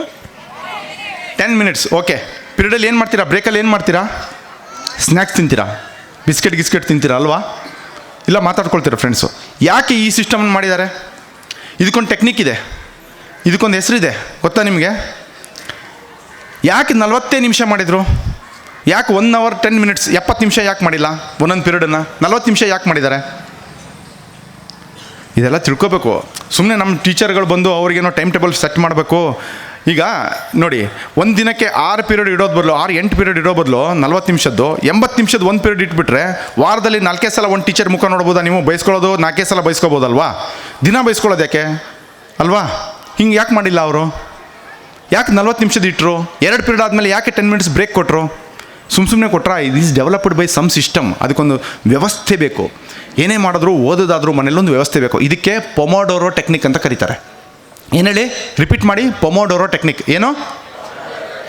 ಏನು ಪೊಮೊಡೋರೋ ಟೆಕ್ನಿಕ್ ಅಂದರೆ, ಅದರಲ್ಲಿ 25 ನಿಮಿಷದ, ಅದು ಕೇವಲ ಓದಿಗೆ ಮಾತ್ರ ಅಲ್ಲ, ಈವನ್ ನಾವು ಕೂಡ ಕೆಲಸ ಮಾಡೋರು ಕೂಡ, ಯಾವುದೇ ಇಂಡಸ್ಟ್ರಿನಲ್ಲಿ ಆಗಿರ್ಬೋದು, ಇಲಾಖೆಯಲ್ಲಿ ಕೆಲಸ ಮಾಡೋರಾಗಿರ್ಬೋದು, ಕಂಪ್ಯೂಟರ್ ವರ್ಕ್ ಮಾಡೋರಾಗಿರ್ಬೋದು, ಎಲ್ಲರಿಗೂ ಅನ್ವಯ.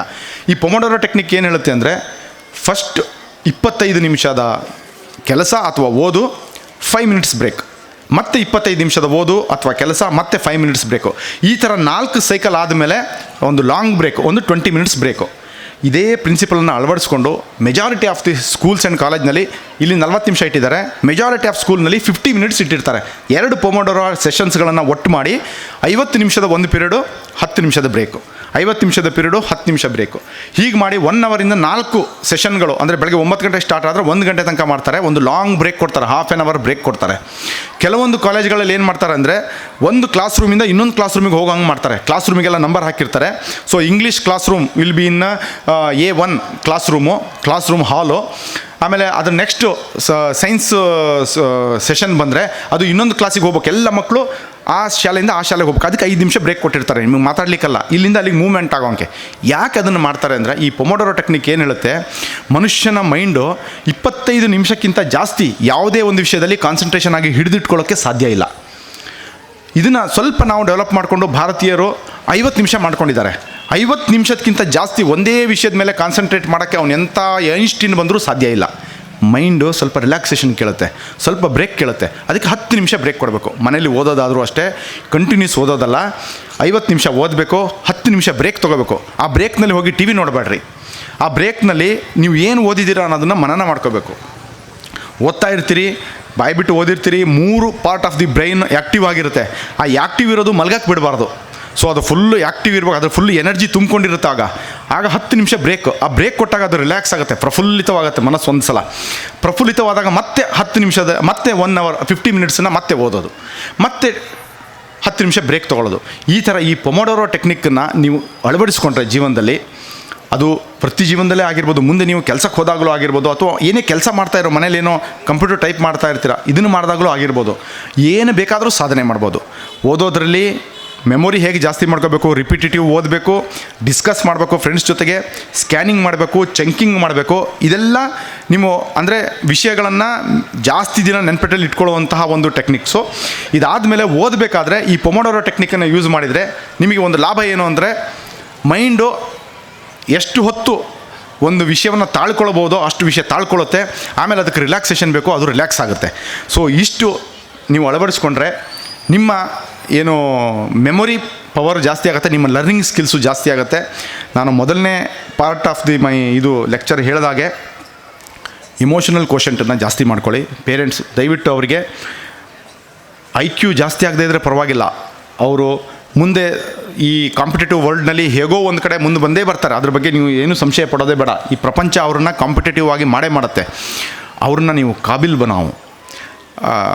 ನಾನು ಈ ಫಿಲ್ಮಿನ ಈ ಒಂದು ಡೈಲಾಗನ್ನು ಎಲ್ಲ ಸೆಷನ್ಸ್ಗಳಲ್ಲಿ ಹೇಳ್ತೀನಿ.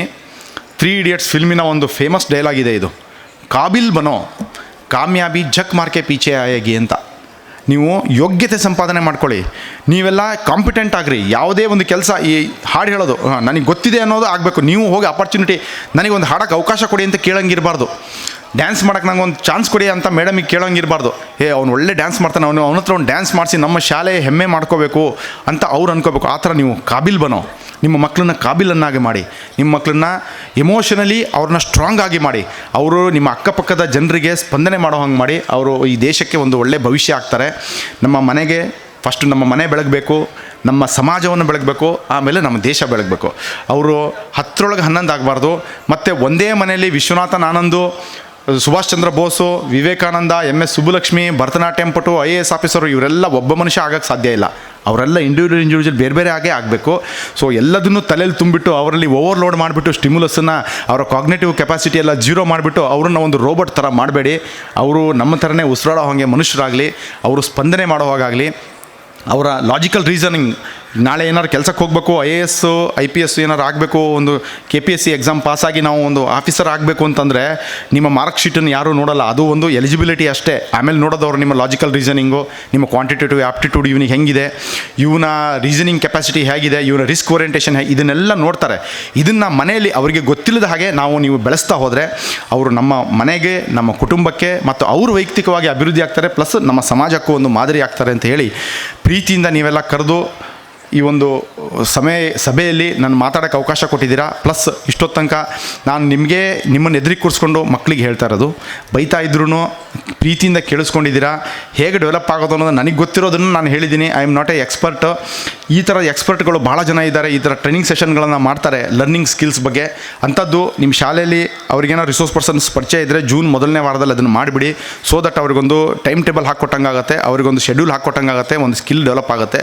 ನನಗೇನಾದ್ರು ಪರಿಚಯ ಇರುವಂಥವ್ರು ರಿಸೋರ್ಸ್ ಪರ್ಸನ್ಗಳು ಏನಾದ್ರು ಅವೈಲೇಬಲ್ ಇದ್ದಾರೆ ಅಂತ ಅಂದರೆ ನಾನೇ ಖಂಡಿತವಾಗಿ ಕರ್ಕೊಂಬಂದು ಆ ಸೆಷನ್ಗಳನ್ನು ಈ ಶಾಲೆಗೋಸ್ಕರ ನಾನು ಮಾಡಿಸ್ತೀನಿ. ನನಗೆ ಅಂಥ ಅವಕಾಶ ಸಿಕ್ಕರೆ ಮಾಡಿಸ್ತೀನಿ ಅಂತ ಹೇಳ್ತಾ, ಎಲ್ಲ ಅವಕಾಶಕ್ಕೋಸ್ಕರ ಮತ್ತೊಮ್ಮೆ ಧನ್ಯವಾದಗಳನ್ನು ಹೇಳ್ತಾ, ಫಾರ್ ಯುವರ್ ಪೇಷನ್ಸ್ ಲಿಸನಿಂಗ್, ನನ್ನ ತುಂಬ ಹೃದಯದ ಧನ್ಯವಾದಗಳನ್ನು ಹೇಳಿ ಮಾತು ಮುಗಿಸ್ತೀನಿ sir. Thank you sir.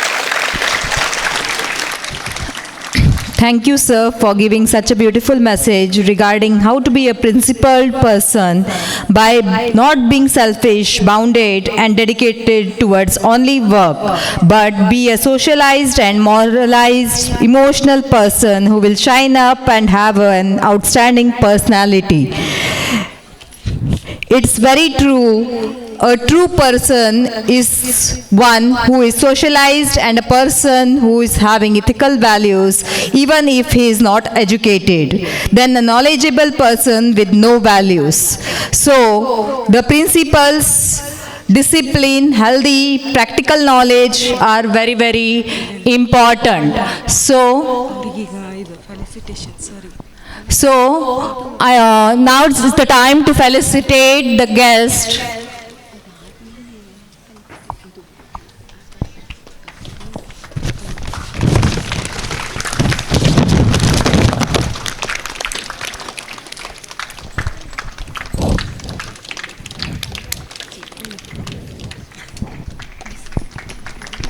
Those who care for the earth are the true guardians of the future. This quote is very true regarding the inaugurator of today's function. Being a very simple person, a knowledgeable person, he is having an outstanding personality.